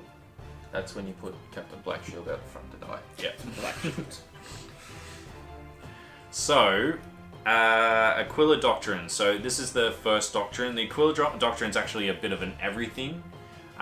So it's non-vehicle models from this formation. So the entire formation. Don't say why it says non-vehicle. Can reroll any to wound rolls and armor penetration rolls of a 1. So that's important. It's just everything. The Rhino would count as part of the formation as a dedicated transport squad. Oh, okay, yeah. So it doesn't get the bonuses as normal. So that makes It sense. doesn't get any bonuses. It doesn't Rhino's get the mission weapon. tactics, and it doesn't get the doctrines. Correct. So the Aquila is your baseline. It can reroll to 1s to hit and to wound against most things. Depends on what your mission tactics are at the time. So that's your generic unit. Probably see a lot of people running just those, to be honest. Because once you start going into the specific ones, you're getting better bonuses against certain unit battlefield roles, but you're losing out overall. Whereas this covers just everything. It's not super great because it's only rerolls of 1s. But it's preferred enemy when you mix it with mission tactics. So Yeah. Which is pretty, Which is good. Turns you into the Grey Knights of everything. So Grey Knights get preferred enemy against demons, so you're doing that kind of stuff against the demons, but with the Deathwatch you can do it against all of these Tau, Eldar, Space Wolves.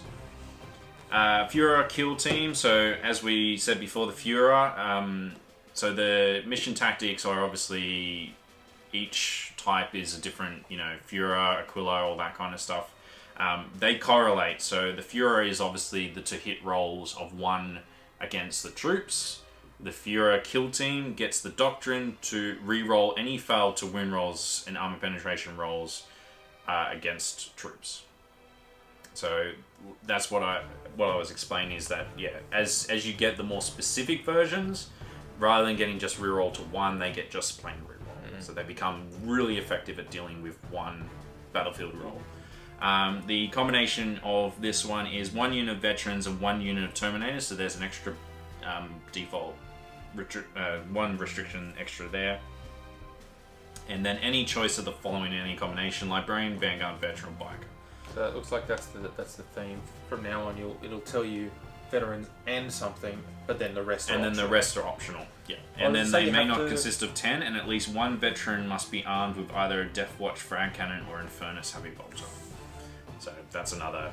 And the cool. good thing to know is that's Little thing. any number of choices. You don't even have to take a librarian, vanguard, or bike. You can just take the 10. Yeah, the veterans and 1 Terminator, and then that's it. That's your That's kill it. team. All good to go. Venator's kill team. Venator is reroll to wounds against fast attack. Its combination is veterans and bikes, with everything else optional.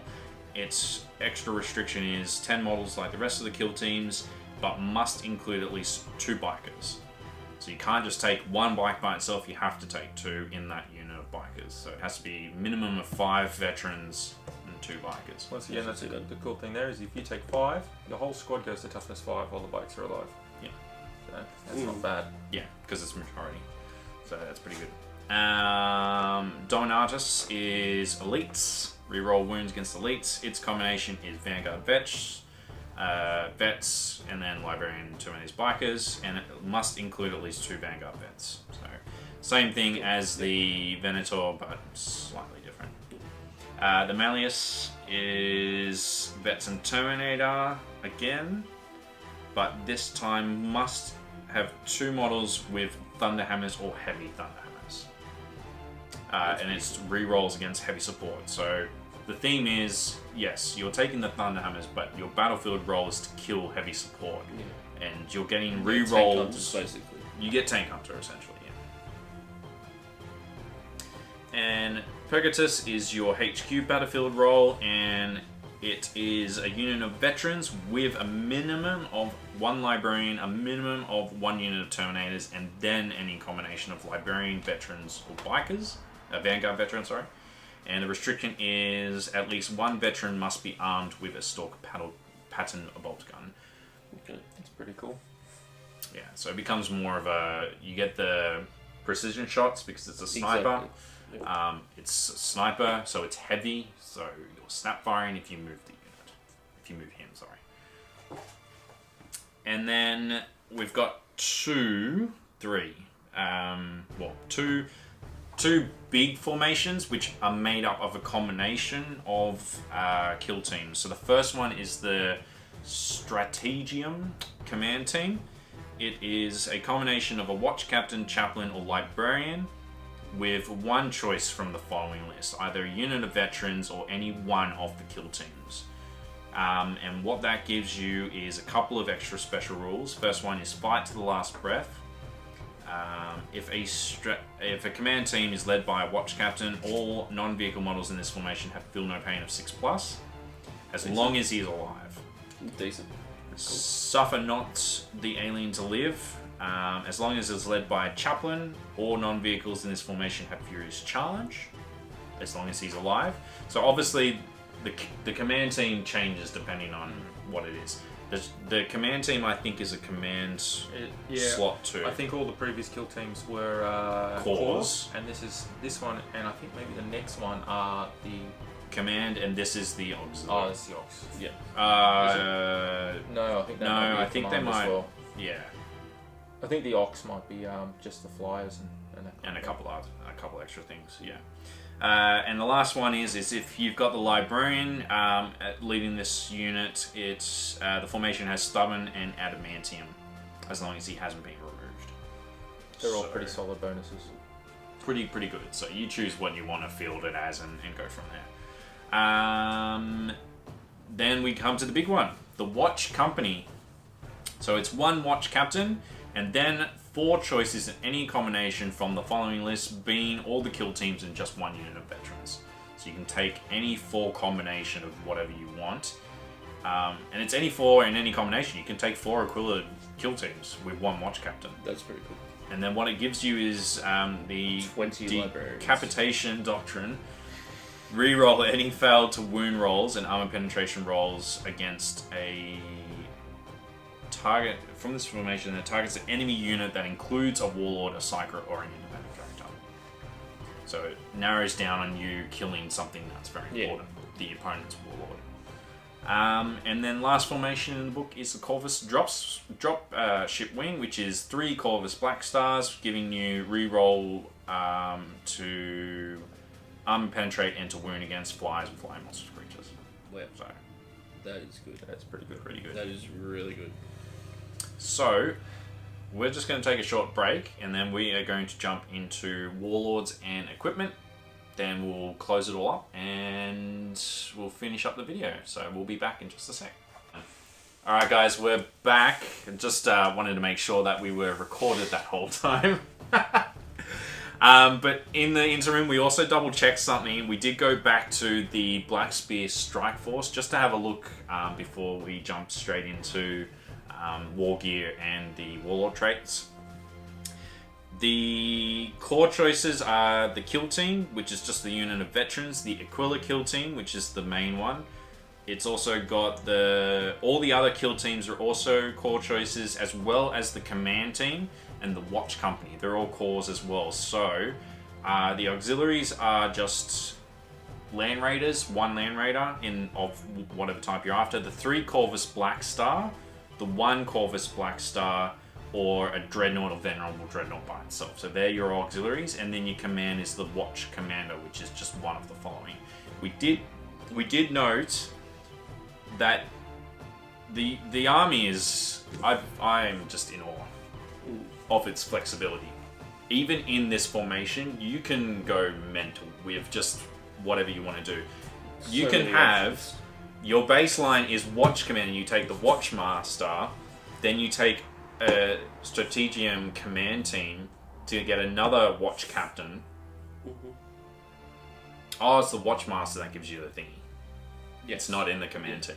That's good to know. Oh, yes. But you can still take 3 Watchmasters as a part of one. You can still take 3 Watch Commanders as one command slot for it, and they're just single by themselves. They're expensive, 175 points each, but you get the extra. It's all about maximizing those mission tactics. And if the Watch Captain can be replaced with Artemis, you can throw him there and get another one. Which isn't in this codex. You've got to get the supplement out of the Death Mask box that says in his rules that he replaces a normal Watch Captain in this codex. So that's important to note. We're going through War Gear. No, we're going through Warlord traits. Warlord traits. So, starting from the beginning on your D6, your number 1 slot is Bane of Monstrosities. So your Warlord can re-roll failed to wound and armor penetration rolls against monstrous creatures, tanks, and super heavy vehicles. Yeah, that's pretty decent.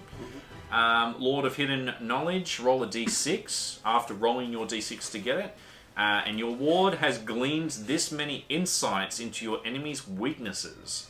You can use each of these insights once during the battle to re-roll a failed to hit, to wound, or armor penetration roll from the Warlord or his unit. That could be really good, or you could just get 1 re-roll. You get 1 re-roll, and you need to make sure that melter shot is going straight up that thing's But if you think about it, Fate Weaver's ability is quite similar, and he'll only get 6 or 7 in a whole game. Ooh. So if you roll a 5 or a 6, you've got as many re-rolls as Fate Weaver gets throughout the game. That's true. So, that's considered a really powerful ability. No, but that's any roll. I double checked. Well, right. Fate Weaver's once per turn. Yes. But there's only 6 turns. It doesn't say game turn. Oh. I double checked that. Is that a Luke Hossery rule change? No.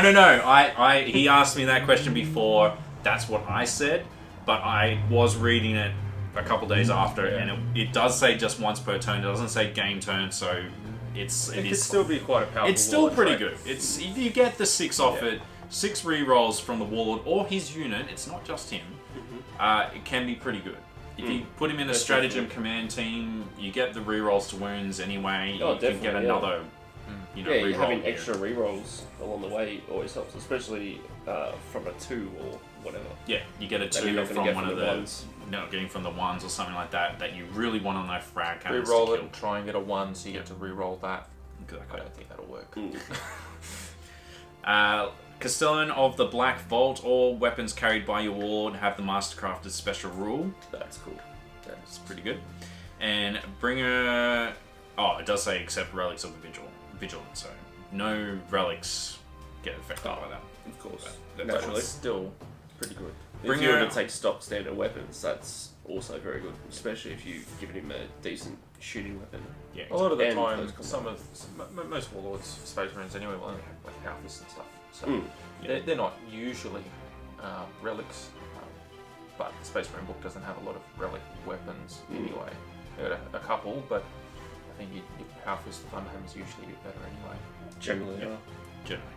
So number 4 is Bringer of the Red Dawn. Your Ward has the Night Vision special rule. In addition, after deployment, you can declare that night fighting rule is in effect during game turn 1. There is no need to roll.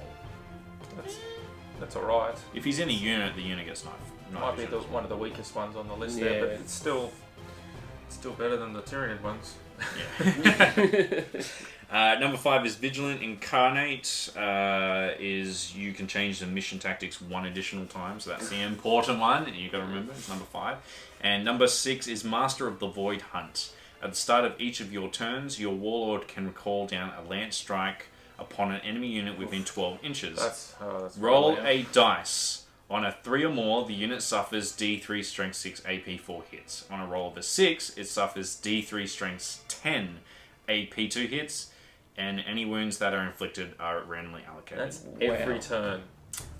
At the start of each of your turns. That So it's is ridiculous. 6 times. That Crazy. is hectic. Anything close by, if you roll a 6, it'll be D3 Strength 10. I don't think any warlord traits have been as broken as that. Even the Curse of the Wolfen ones aren't that strong. That's crazy. That is ridiculous. Oh, Especially it's, if you're it's on a 6, otherwise it's just a strength 6. It is within 12 inches, but... And it is within 12. I mean, I know you're going to be extra close. gun. It's an extra weapon for him for free.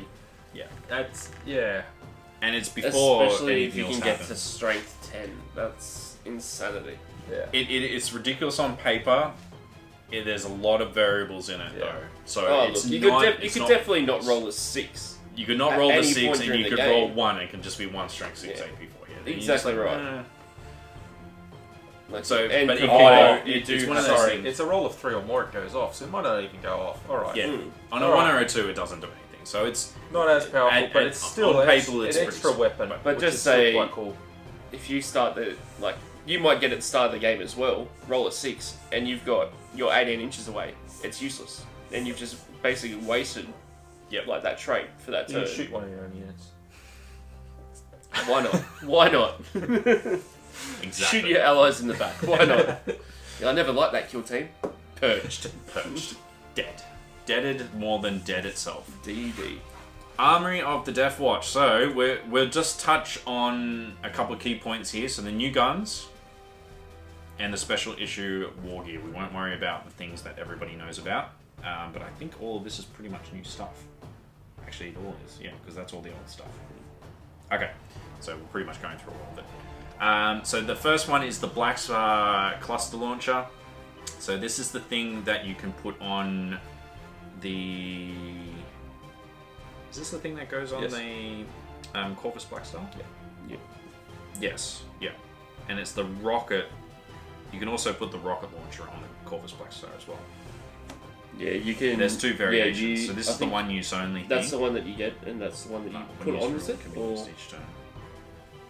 Yeah, I think one is one that you get, and the Yeah, other one one's is you stock and one's replace upgrade. you replace the Storm Strike Yeah. missiles with. So the first one is the Cluster Launcher. It's got 2 profiles. Unlike other bombs, it can launch. This launcher does not have the one-use rule only, and can be used each turn.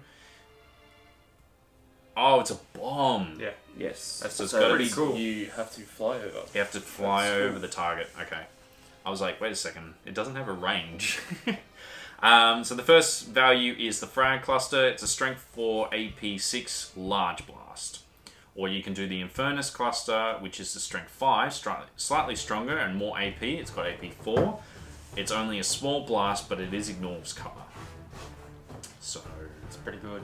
probably doing the Infernus It's a good Cluster more. Orc killer.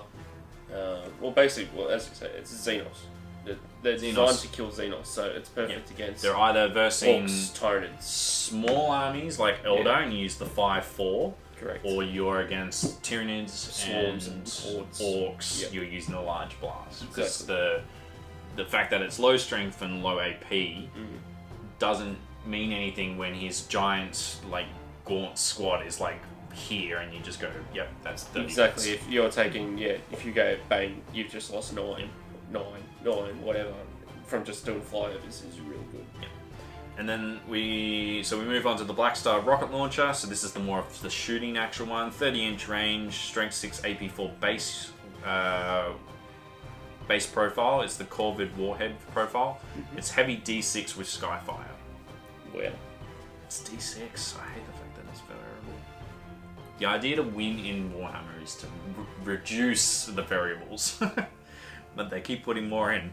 But that's still pretty good. If you get like 3 or 4 hits at strength 6, you can kill most flyers pretty decent. So that does help. And it shoots skimmers, so it's strength 6. You'll need 6s to wound things like wave serpents and stuff like that. But it's on a Corvus Black Star, so you should be able to get into a better position. With Dark Elder on just blowing it.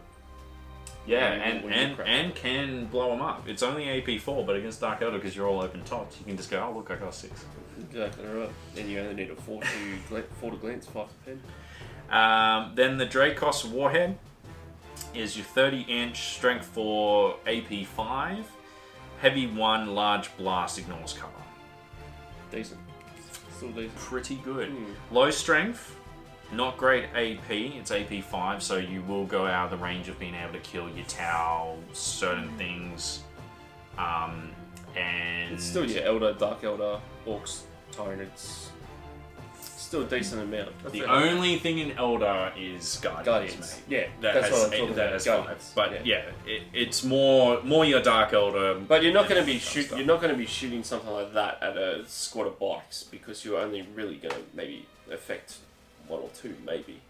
Well, the large blast, because it's a blast weapon. If you get a hit, you get the 3 hits. It's a scat. Yeah. Generally, it's something that you want a blob. Roll the dice. Guardsman too. With these weapons, the Corvus Black Star is not there hunting 3+ save stuff. It's there trying to get hordes. Exactly. Right. That's what its weapons are geared for. That's why you probably wouldn't upgrade the las cannons, because it doesn't. Yeah, assault cannons mesh with these. The rocket launcher though takes over the Storm Strike missile things. Oh, okay. I'm not even sure what Storm Strikes do. They're the one-shot strength 8, 72-inch range. Okay, I guess if you didn't take that, kept the Storm Strikes and went las cannons, you could deal with big things. Exactly. It depends. So once again, it's the flexibility. But the thing is, I like the fact that they fitted it around like the fluff of the army. If the whole thing is like purging, like the whole Xenos sort of thing. You are doing designed that. to be You're able just to deal with dropping bombs and basically just heat everywhere. They cross the thing. Like those missiles, you get multiple of those. Yeah, you can keep shooting them. So you can shoot up to it's 4 per turn, unless they say they're 1 use and you get only 4 rolls or something.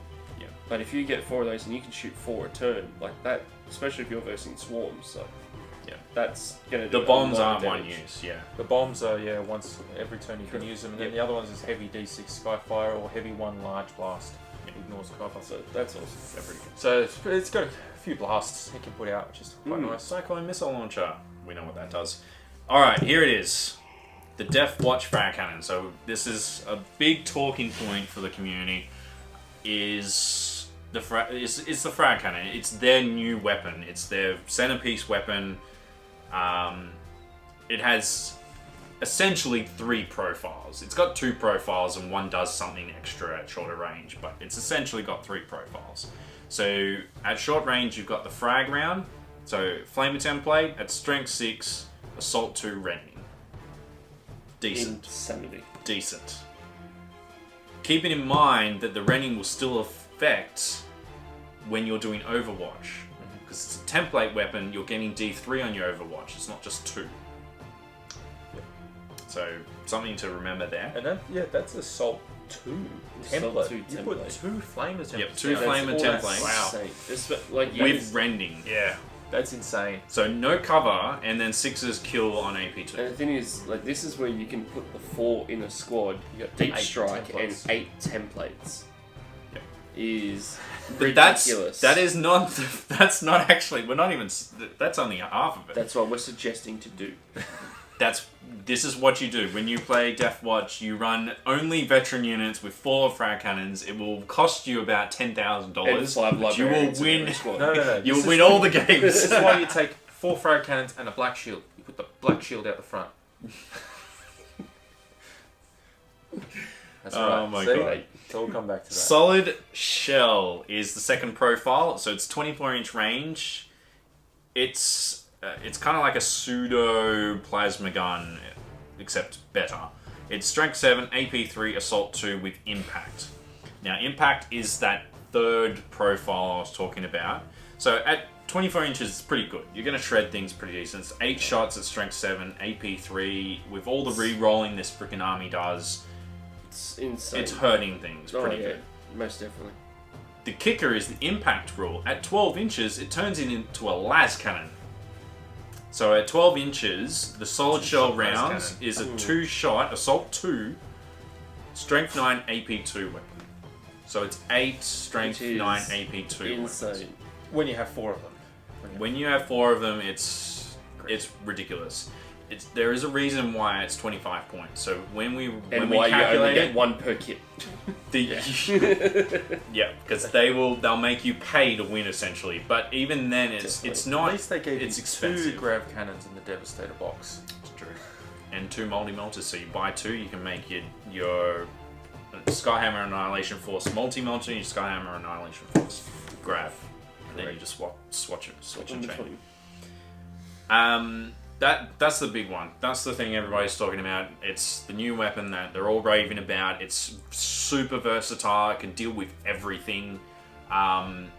It still loses out to Grav by a fair margin, but as we were discussing before we started this video, Grav is just broken. It's not even correct for the current game. It's undercosted and it just does too much. It kills things, fleshy things too easily, and the fact that it does immobilization as well as hull points to vehicles. Albert, on 6s, when you're looking at the things that are taking Grav units, the heavy destroyers from Colt Mech is got 18 shots. Yeah. With rerolls if you're taking Warcon or you've just got the Canicles and can get the rerolls. Normal Devastators have anywhere up to, what's their profile? It's 5, isn't it? You take 4. You take 4. Cannons. 4 cannons, but they have 5 shots each? I think there's... The heavy Grav. 3-5. 3-5, yeah. 4. I'm No, not sure. it's 3-5 because they're the same as Centurions. Centurion Devastators. It's the same guys as the Centurions have, yes. Which is 5. So Centurion Devastators have 15 shots and the Grav guys have 20 shots. Hitting on 3+, you can make one of them Go on a 2. Go on a 2 with reroll. If you use the Devastator Doctrine, you get the rerolls. And then you've got the freaking Grav Amplifier. Exactly. Yeah. Which is just... And then you reroll the wounds, or reroll to get more pens, / like, two 6s on that many shots kills a tank. So Grav is just broken, so you can't compare the frag to the Grav. A lot of people have been, but you can't. The Grav is just ridiculous. The frag is good because, as he says, very versatile. You can do a lot with it, but it's not broken. Like it's It's not basically- broken. it's a comedy strong. That's yeah, all what but it you're is, paying yeah. 25 points for it on a dude that will die quite easy. You don't have Centurion frag cannons. That is the key. The frag cannon can only go on veterans, and they're just the toughness 4, 1 wound, 3+ armor guys. Yeah, they punch hard, but it's a 25-point piece of gear, so it balances itself out like that. Yeah, it's stupid. It's a stupid weapon, but it balances itself out in the game is that it's not on something that's hard to kill, unless you take a librarian, at which point you can put like And this the thing is, building being unit. with the range in it too, it's something that you're gonna have to try to get across. It's got to the be. board. It's got to be And close. it's It's not- 12 inches. You're drop potting in. If you kill one unit, the whole army's going to turn around and go, "That's dead." It's not something like It's also you're gonna do- 24-inch maximum range. Yes. So Yeah, it's Yeah, not like it's- the Grav, which is it's 24 for some things, and then heavy destroyers from Colt Mech is 30. So Exactly, and it's not like a las cannon Devastator squad that you'd have with a 48-inch range. They'd be 35 points each for the las cannon. Yeah. But you can have them safely nestled at the back of the map and raining hell down, but you're only getting 1 shot each. These at least you're getting the double shots, but you've got to be there. You've got to be in the thick of it, basically, to be effective. and having the fact that you can have bikes give you split fire, it's almost like they're encouraging to split your frag cannons up across your kill teams and fire them Definitely. out of your squads. 100%. That's something else. You don't have to group them all like it's funny, but yeah. you have to do that. You can put them in and split fire them all out. Having a 4-man group would be fun with 5 librarians. At toughness 7. Jeez. Can you? So Come on. yeah, Why wouldn't you do that? yeah, that's true. If you want a squad that you know is going to kill some stuff, there it is. There it is. Yeah, And it is the hard Black to kill. Shield to It's take the strength first 7. one. Put invisibility on them. Black Shield is the first one. Black Shield to take the first one. 100%. So, Cool. moving on. Deathwatch shotgun. So Another cool weapon. Another cool weapon. It's got a couple of different modes. So running with the theme here is all these guns, you get to choose what they do each turn. Starts with a crypt clearer round, 16 inches, strength 4, assault 2, shred. It's pretty decent. Xenopurge slug is the same thing, but with an AP of 4, you lose the shred. And the Worm's Breath shell is a template, strength 3, AP 6. So if you're nice and close to a horde, you use the templates and you just get the extra strength 3 hits. You Try to get a couple of extra wounds. Also, you can overwatch with those templates. Exactly. Yep. That is a good point. Can you choose a different mode when you Overwatch? Or do you have to stick it in one mode? Someone It's was... just got 3 different profiles. It's like I read something on the, DACA before where they yeah. were saying that if you had the heavy bolter and you were shooting it in that phase, and like you were assaulted, It does, yeah, and then no, it you does can say use that the in heavy this. flamer. Yeah, no, straight I away the remember next it. time over. Also, Which think is about fantastic. Cyclone missile launchers. You're firing strength 8 cracks strength 4 frags in the that turn. You get charged. You can strength 8 crack Overwatch. So it's the same thing with Yeah. this. So Just a different profile Yep. to the gun. So you can make sure that you get those hits if you're being charged by Tyranids and you've shot at something else with your strength 4 shred, trying to kill warriors, for instance, and then if Gaunt squad comes along, you can turn around and go Worm's Breath shells to thin out the herd and you get the auto hits. Exactly right. Strength 3 too, so you'll get those 4 pluses to wound, so pretty good. Plus you're getting rerolls to And you wouldn't everything.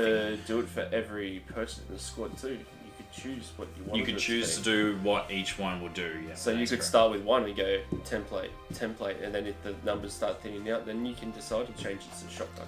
Or You whatever. gotta. No, I you think you've shoot got all to the same choose. profiles at once. So Yep. you'd have to choose all your templates, shoot Oh, them okay. together. Well, that- and then you can alright, shoot that's- the other. that's fair You enough. couldn't Yeah. choose to shoot a different profile. Yeah. I think No, they're that's actually all right. the same weapon.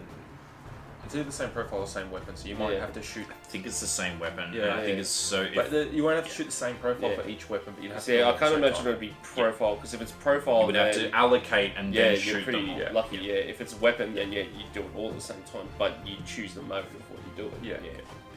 Deathwind launcher, we know what that does. Hurricane bolters, we know what that does. Another cool weapon that's in it is that Infernus heavy bolter. As we just discussed, The best. it's an Infernus heavy bolter with Infernus heavy flamer. So it's a heavy bolter with a heavy flamer built in together. They've got the same profiles except one key difference. massive difference. A massive difference is that the heavy bolter variation is an assault 3, not a heavy 3. Jeez, Because it has a strap. insanity. They've learned how to walk and shoot. Yes. They put a Finally. strap on it. So that's a After big 20 one. plus years of Games Yep. Workshop, they finally learned to build a strap on it. You did it, boys. You did it. You did it. You finally did it. But that's all it is. It's just you can use, obviously, like you said, you shoot in the shooting phase. Next turn they assault you. You switch to the Infernus heavy flamer. You just mow them down with strength 4 AP 4 hits. Stalker pattern bolt gun is your bolter snipers. So they're heavy 2 shot heavy sniper.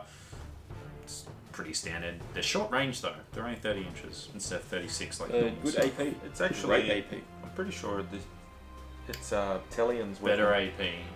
Yeah, base I think. I think Tellion has the same weapon for the Ultramarine Scout. Oh, okay, so it's like a variation of them then. And then, yeah, you Storm Strike missiles, which is 72 strength. Oh, they're AP2. Okay, that's a bit different. Cool. But that's fine, we were talking about that before. And to finish off our weapons is the special issue ammunition. So this can be applied to any bolt pistol or bolt gun, including the Stalker pattern bolt guns and bolt guns that are part of combi weapons or the Guardian Spear. Not heavy bolts. Not heavy bolters, but that's okay. Part of the Guardian Spear. It's good to clarify that as well. Yeah, so the Watchmaster can use it as well. So models with a special issue ammunition can choose in each of their shooting phases to instead use one of the profiles below until the beginning of their next shooting phase. So this makes you choose one and then you've got it. So the ammunition in the gun is only one, whereas these ones which are dual guns are actually, it makes sense because they're two separate guns, they just switch on and out. Whereas this has to load a clip with a different, bullet type. Exactly, yeah. All models in this with the special issue ammunition in a unit must use the same type of ammunition. So You can't chop and change, unfortunately. You have to choose one unit and they all get whatever you're That's using. fair enough. That applies to kill teams as well. Otherwise, it would be way too confusing. The shooting phase would go on for 45 for 20 minutes. years. Even though you have a 30 model army, because they are quite an expensive army in terms of points, you would take 5 hours just to do one shooting phase. Exactly right. But yeah, that a good point on that is they do apply to the kill teams as well. So if you've got multiple different types of things in the kill team, because they count as the same unit, when you shoot with it, you will have to choose one type of ammo for everything in that unit. But having said that, it's bolt pistols and bolt guns. First type of ammunition is the Dragonfire bolt. So in the bolt pistol, it gives you a strength 4 AP 5, ignores cover shot. On the bolter, it gives you ignores cover all around. It's because it's a pistol, rapid fire, heavy 2. It's just giving you the different ranges. Yeah. So it's good that it clarifies it for the Stalker pattern bolt gun and the bolt pistol as well. So you got the correct profiles there, but it's essentially ignores cover bolter. It gives your bolters ignore cover. The next one gives your bolters a 2+ poisoned, which is pretty good. Especially on the sniper. That makes a big difference with the sniper. Pretty much be using that most of the time. You would never not use that. Exactly right. The Kraken Bolt is an extra AP, so it's AP 4 all round. An extra range. It's decent too. That So- extra Adds AP 6 is- inches to the range. Except for the pistol, it adds 3 inches. Yep. Yeah. It's a bit odd. Yeah, 15 inches for a pistol. You can't imagine a pistol's usually going to go 18 inches or nothing. 15's heaps fine. Yeah. Kraken Bolt. Sorry, that's what we just did. Vengeance Round is the last one. It shaves off range, but gives you an AP 3 weapon, but with Gets Hot. Okay. That could be potentially devastating. You got to remember, you're re-rolling to ones against True. certain things. Yeah. So that's not bad. Could be good. It could be good for a... It's a good one. Like they're the same special ammo as in the Marine You can book as well. So You can shred an opponent's Vanguard unit with that, or if you're versing like a Gladius or something like that, you would be able If to. you're shred. within 9 inches and use the bolt gun, that is insanity. If you're 9 Yeah, inches, because because you you can get rapid 2 shots. fire, double shot with AP3. with and- rerolls. With And rerolls. if you're up against certain things, Depends, Yeah, of course, you of can what reroll you're wounds. deciding the wound. Yeah. also If you got a can squad of reroll Stalker once- bolt guns. They're 24 inches heavy to AP3. Exactly. That's So- really good. But they're snipers, so it doesn't matter what you shoot. You shoot Yeah, at it's not carnifexes super that bad. True. cause to wound, no armor saves. Exactly right. so that's important to know. We'll keep going in a second. We're just going to take a quick break because I want to check something. Okay, we'll be back. All right, guys, we're back. We're going into melee weapons now. So we're almost at the end of it. Then we'll just do a bit of a debrief with what we think about the whole codex and some last thoughts, and then we'll call it. The only thing was the Xenophase Blade, the Power Fist, and the Guardian Spear, and the Heavy Thunder Hammer. So they're all the new ones. We've talked about them already. Guardian Spear is on the Watch Master. It's got that block special rule. We talked about that at the start. Can use special issue ammunition. It's +1 strength, AP2 in close combat. So getting the AP2 weapons, decent. Like, it's pretty good. Heavy Thunder Hammer is that it's not double strength, which is what I like. No, it's strength. Your strength is 10 on your guy in Period. combat. AP2. Pulverize is the special rule that Warwick was talking about. It's any to wound roll of for an attack with this weapon on a 6 has instant dev. So you're killing just everything. Otherwise, it's just a thunder hammer. Besides that, Actually, concussive, two-handed. Plus 2 extra strength. Because on a normal Marine, oh, you're and only the other strength rules. 8. The other rules. Oh, yeah. Two-handed, unwieldy, and concussive. So you get if they make a... Speaking of which, check instant rate. death as well. There's no character or model within Deathwatch that actually has Eternal Warrior either. Eternal Warrior is very rare to have. It is as well. actually quite Yeah. rare. It is rare, but yeah, it's just something to note that there is nothing in there. No, there that does have isn't. There Eternal isn't Warrior. actually anything. Not even Artemis in the normal... No. In the Death Mask. That's... So yeah, unless Artemis does, but I can't really No, see that happening. I don't think he does. I'm pretty sure he does. None of the named marine ones do except for Calgar anyway. Yeah. Scrub. So Power Fist and Auxiliary Melter Gun. So a model we're equipped with the Power Fist and Auxiliary Melter Gun can fire its Melter Gun instead of shooting another weapon and attack within the same assault phase as its Power Fist. Attack with it in the assault phase as a Power Fist. They can do both in the same turn. So you shoot the Melter Gun and then you run up and you can punch it, essentially. With the melter. Not the fist, with the melter. The fist will be the same. No, you shoot the fist. It's still you hit hot. him with the melter.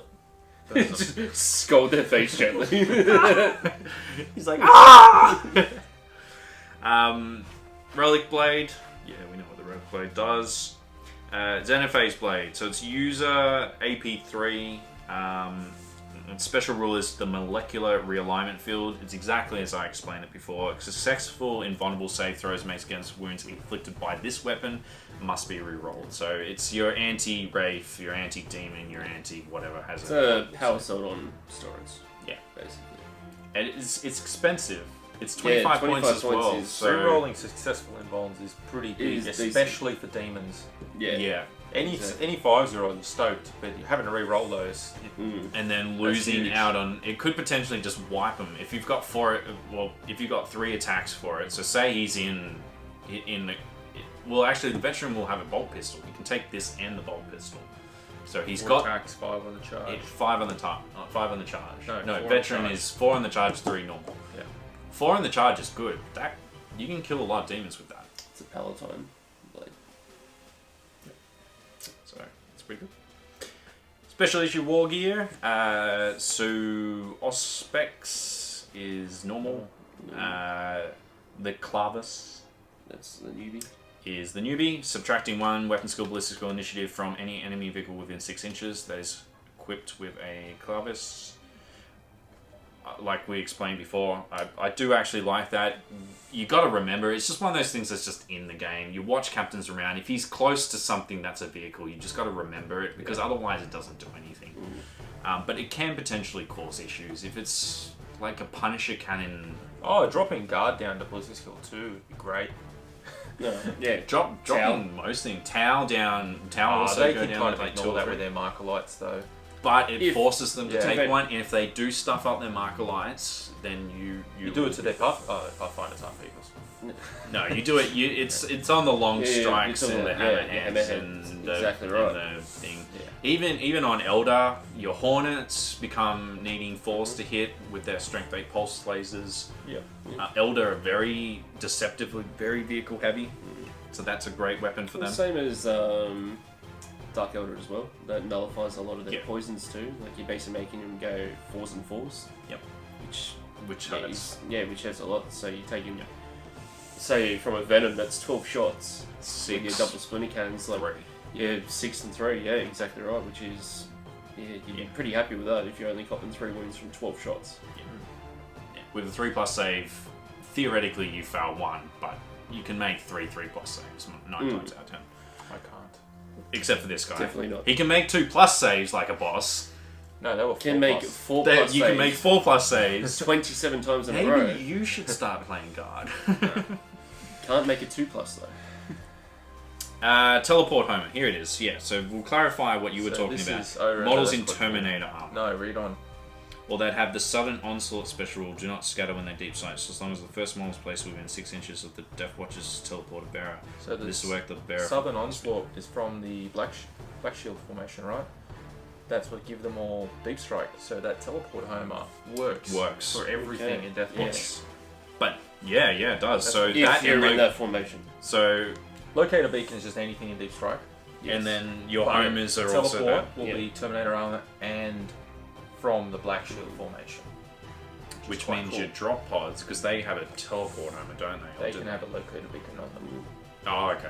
So they take a look. Drop pods can take locator beacons by default, but I think a lot of other stuff can only take teleport homers. Yeah, which Which is very is- important which is because good, then 'cause it in that- means the Land Raider is teleport homer, I'm pretty sure. Yeah, and that's fine. Either one of those, locator or teleport, will work fine for Deathwatch. They're Yeah, the if you same thing. have either a drop pod or, as you say, like a land raider up around the start of the battle, that means if you get your reserves off, luckily, into exactly where you want within that radius, and you're laughing. You're laughing. Yep. So that synergy comes in again. Digital weapons, 1 reroll to wound. Hellfire shells. Each time a weapon equipped with a Hellfire shell fires, the player may choose whether to fire Hellfire shell or use the ordinary profile for that weapon. It's a blast, poison 2+. Everyone. That is awesome. It's pretty good. Iron Halo, Jump Pack, Rosarius. Normal stuff. Normal. Armor is normal. Deathwatch vehicle equipment. We already went through it before. We'll just quickly recap. So yeah, Corvus can take one of 2 things. So it can either take the Infernium Halo Launcher, which gives it reroll Jinx, or the Auspex Array, which gives it Strafing Run, making it more effective against ground targets or making it more survivable. Also, we haven't seen. Oh no, Ceramite Plating is on the Storm Raven, isn't it? Yeah. It's by default. Yeah. It's on. Yeah, negating the effect of the second D6 for melter the is extra fantastic. D6. So that's very important because I mean the gunship itself will not work against the Corvus Blackstar because most people use the twin link multi-militer on the front. Correct. And then we come to the relics. So a couple of interesting ones here. I think we'd have to have a look at their points cost as well, because you always with relics it's points to what you get, I guess. Because some things are just overpriced and some things are just stupid for how cheap they are. Like 30 points for the Grimoire of True Names in the Demon's Codex for what it gives you is just ridiculous. And Plus then 2 look at invulnerable. Armor and Dominus, 60 points for a 2+ save, 6+ invul, Relentless, and you can push to a 2+ invul for 1 turn in the game. Yep. 60 points, that's way too much. It's too expensive. Nobody's going to ever play. Or you could waste 40 points like me on my Dark Elder Archon and give him a 2+ invulnerable, and he will die on the very first armor save. Because you roll a 2. time. You roll a 2 I plus will, a I will roll a 1 every day of the week for his first save. Classic work. Yeah, so Relics of the Vigilant. So Bane bolts of Erixia of Rexia. or something. Yeah. It's Where? it's Erexia. Yep. So a model with the Erexia can use one of the following special issue ammunition in addition to any other types it can normally use. So it gets essentially kill shot. Any to wound rolls of a 6 have instant death. And it's +1 strength, +1 AP, so Yep, strength so- 5, AP4. Strength 5, AP4 That is on the cool. bolt pistol, bolt gun. And the And sniper just goes to AP4. Yeah, it just goes. That is cool. Oh, that's not bad. That is actually alright. What does that cost? 10 points. That's good. That's worth the 10 But points. that's also it's 100%. only on your Warlord. warlord. Yeah. But for 10 points, Yeah. generally you can find 10 points in your army. And for something that can give you an instant death shot before you can get there. Cheeky. Ah. What's this? The bolt gun goes down to assault 1. Okay. But it's assault 1 at least at 24. But you're still heavy 2 on the stalker, so Yeah. Yeah. you put your warlord with a group of stalker veterans. That's not bad. It doesn't have to be Warlord. It's relatively visual. You put it on a Space Marine captain, you put them in a veteran with Stalker Cannon bolt yes, guns. true, True, true, yeah. true. Then, yeah, one of them has instant death on 6s. It's just another thing with the beauty of the Deathwatch. There's so much customization. What you can do. It's just ridiculous. It's too much. We could sit here for 4 hours trying to work out combinations. No. We won't because I would never Working be able out to an army upload the list video to would be YouTube. There is no other combination besides Unbound Terminator. Yeah. Sorry. 20 Sorry, Terminator sorry. squads at I 800 still points. think the Frey Cannons and 5 Librarians is the way to go. I'm with you actually. 100%. Freaking this guy. Four squads. It's not. You don't have 20 turns in the game to kill 20 squads of Terminators. It's true. He's got a point, but I hate Unbound too. Shut up. Lots of tarantulas. Beacon Angelus is friendly units do not scatter when they deep strike so long as the first model is placed within 6 inches of the model bearing the Beacon Angelus. In addition, once per game, at the start of any friendly movement phase, the bearer can use the Beacon Angelus to teleport his comrades to his position. When he does so, remove one friendly unit that has the Deathwatch faction from the board, even if it's locked in combat. They immediately arrive within 6 inches of the bearer using rules for Deep Strike. That is not scattering cool. as well. So it just means they can't charge. So well, that's saying like if they're locked in combat, you just pull them out. If you're getting decimated by a squad, you can just instant save them. You can bait as well. You can drop your frag cannons down. Shoot, when did it say you get to use it? Beginning of the movement. Okay. Friendly movement phase. If they survive the turn they come down in their pod, and they're the only thing on that side of the board, and the enemy's committed more stuff, next thing you just teleport on the other side. Exactly right. That's if they're alive after the enemy shoots them. Yeah. But if you do it with a couple, you could save one. You Yeah. could be like, okay, I've got 2 frag cannon units down or 2 kill teams, and It's you can a grab one of the great kill kiting teams. tactic to be able to do something like that. Pull a squad that's going to How much does divert that the cost? army to pull them around. That one is... what was it? The beacon at 30 points. Honestly, But that no scatter deep strike all no the scatter time. deep strike and to pull that squad out is The insane. daisy chain and the once per game being able to pull Yeah. something out is pretty good. It's very good. probably just a little If it overpriced, was maybe 20, like 5 I'd points. be 100%. 25 is probably... Yeah. 25 is probably where Yeah. it should be. 20 is if they wanted to be But cheeky 30 and is give still you something alright. free. You'd still use it for 30. If you want to take that tactic, you'd still do it. Yeah. Yeah, you just daisy chain. You go deep strike this guy, deep strike this guy. You can- teleport home at this one, and then you just sort of daisy chain, and then you don't. And then It's essentially meaning you can deep strike without You scatter. can Yeah. also defend from a deep strike in your backfield against your long range units. You can pull them out of an assault. Yeah, exactly. If they push up to was that, try and was that a one use? That pull That out of the an pull that thing was is one once use? per Yeah. game. Yeah. I was gonna but say- the not scatter Yeah, is if- yeah. constant. I was going to say if that was not a one use, that would definitely be broken. Yeah. Yeah. It should be worth more points. Yes. Every turn. If it was every turn, yeah. it'd be like 50 points. Yeah, at least. At least. Dominus Aegis, if he does not move in the movement phase, his unit gains 4+ invulnerable until your next Wow. movement phase. That's good. How much is it though? What is it? The Aegis. The Aegis is a mighty 20 points. That's worth it. That's Yeah. That's Yeah. great. That's That's if you get to a position like, say, the relic, and you know you can't get away, you just park the bus. yeah. You just stay there. You cop your 4+ invulnerable for the unit. Yep. Because they still keep it as long as if they fall back or anything. Because it's as long as they It's do not the move in model their movement phase. Equipped with it. You just keep that guy still. You can keep moving the squad away or forward. As long as he is still, the squad gets it. Yep. The unit gets a 4+ That's invulnerable. solid. Yep. So, So he 4+ invulnerable, 5 librarians, frag cannons, with invisibility, And toughness 7. toughness 7, 4+ invulnerable. Yes, Warwick. Yep. You win the game. Okay, cool. Moving on. The OCS key is a clavis. Clavis. You know what? Clavis. The internet's going to tell me I can't say it right anyway. You can't In say addition, I can't. In addition, if a model equipped with the OCS key attacks a vehicle building in the assault phase, roll a dice after all of its attacks have been resolved to determine its effect. 2 to 3, it's a glance. 4 to 6, it's a pen. 1 being no effect. That's pretty good.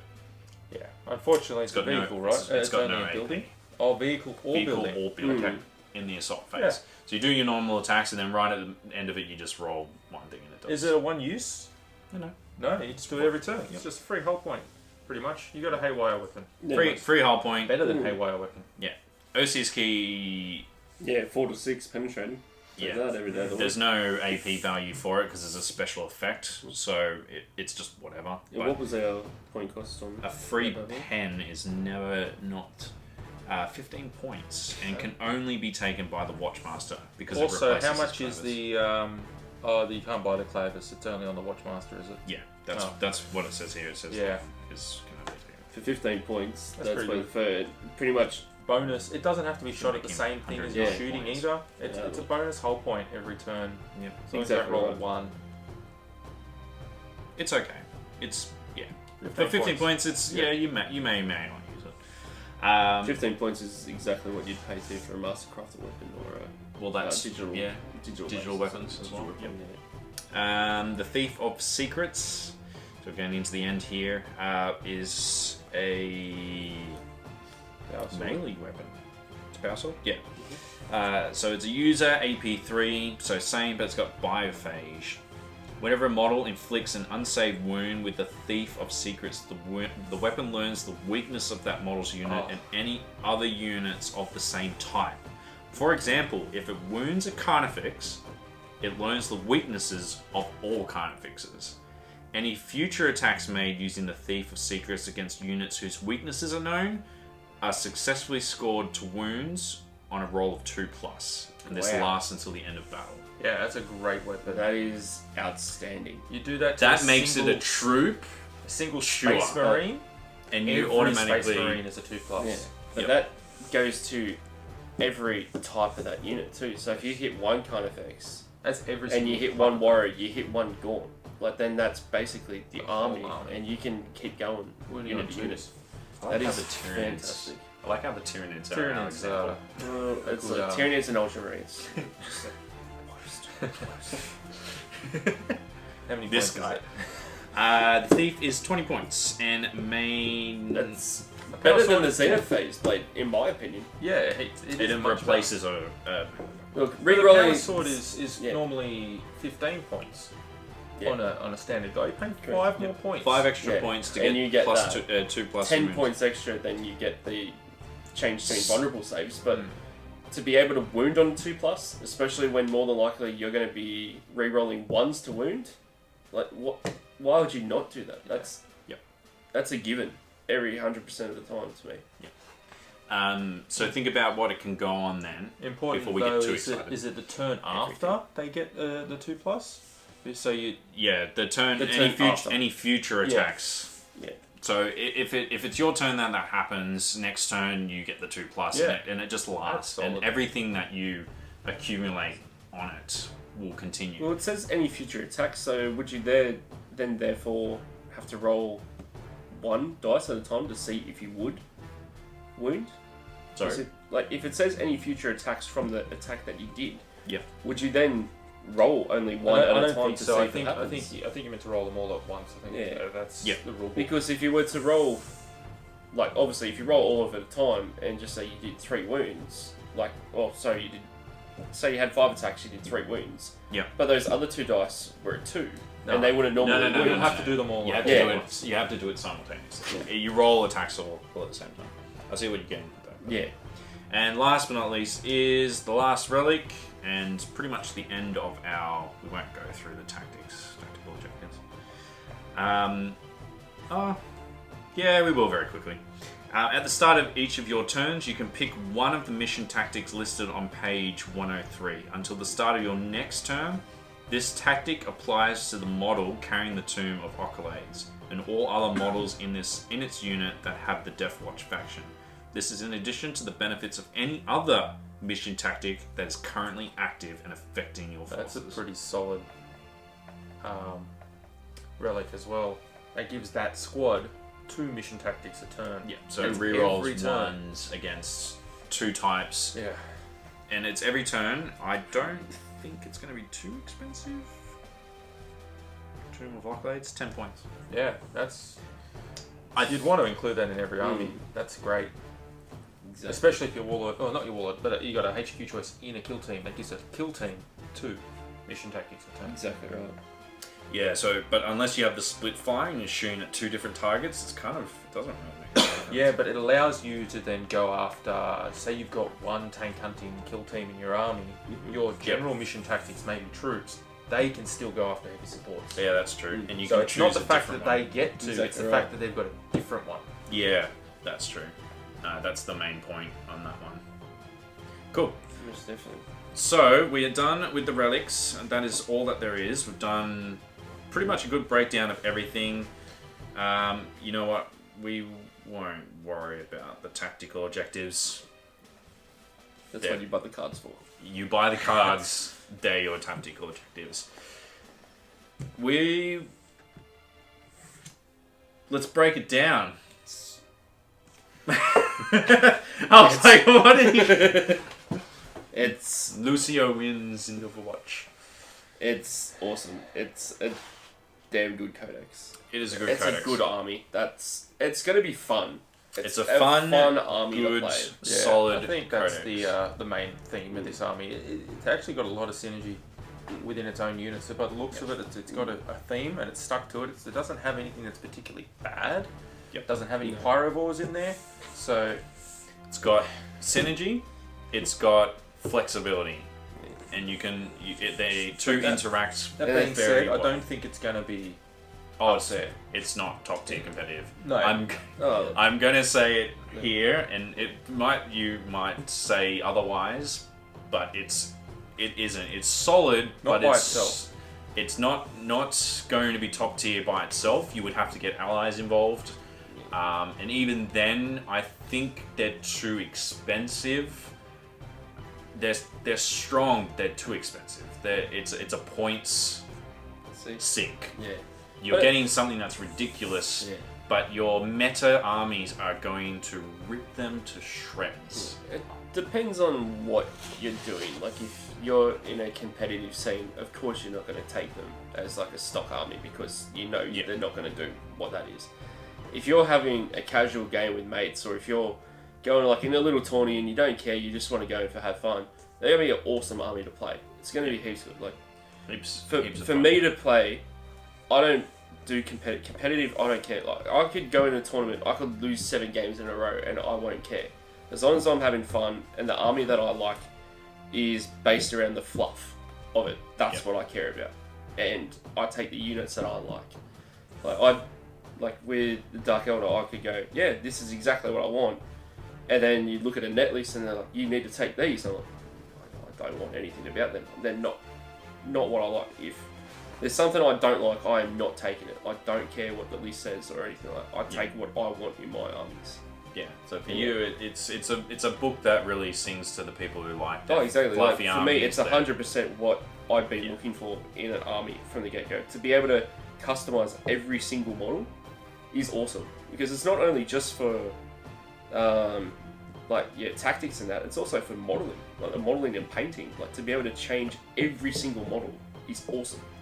Like that is really cool. And that's what I like the best about it. That's a massive bonus for it. That it gives. It's more of a bridge between the modeling and the gaming side of the game. Exactly. People who have already got a lot of Deathwatch stuff over the years can now suddenly use them. Exactly right. Yeah. And they might have tons and tons of Marines customized, all different weapons and everything. It won't be hard for them to adapt them to the weapons in this book. Yeah, or you could just take them. You could just be like, oh, I've got this guy I really did up really nicely with a different plasma gun or something like that. They can be your veterans, or he can just be a one-off, captain running around with the unit. You can go multicolor. You don't have to, I guess, go for the black. You can have just your stock standard colors and just say they're Deathwatch. It's No, you don't have to do it exactly to what it is. Like I've always tried to keep like if I was doing Blood Angels, I'd paint them as Blood Angels. I don't paint them as different things. But like with armies like Elder, Dark Elder and stuff, you can do whatever you want with them. You can make them look like anything. Even with Chaos, like the Legions don't so much as matter anymore to how they've broken apart from Space Marines. Yeah, you can paint them however you want. Whereas, things that are listed like Space Marines, I will generally keep them the same. But with Deathwatch, you don't have to do the full armor. I wouldn't say. You could even keep like their right arm as like what their color was. Yeah. So like you could keep the Blood Angel shoulder pad and have the red arm with that armor. So you can make it look a little bit different. But it's each to their own for everyone too. Yeah. It's one of those armies that anybody can play it any way you want. I mean, you can make some strong lists. It's definitely, it's still. Don't get me wrong. It's still not like we're not saying it's a weak book. You can do some silly things with it, and it's got a lot of flexibility that allows you to abuse it a little bit. Yeah, I think but you'll it's find not there'll be stupid. some good kill teams you can build and really complement your armies. The librarian spam, you don't take 5, but you can take 2 in each. You take 4. and that's just one. 4 in the army. That's just In one the thing. unit. You can get a lot of librarians down. A lot of real easy. librarians, real easy. Drop pods, frag cannons. You do a bit of an The fact alpha you can strike. have You a can kill a lot chaplain of stuff. in every kill team gives you they're good at close combat with the Yep. zealot. It makes Having them very zealot good. in every unit. Honestly, the frag cannons to be able to put in every unit because of their versatility, it's very hard to say no to putting almost one in every unit. The fact you get the flamer, almost a plasma, and a las cannon in one is ridiculous. It's way too good to pass up. It's way too good.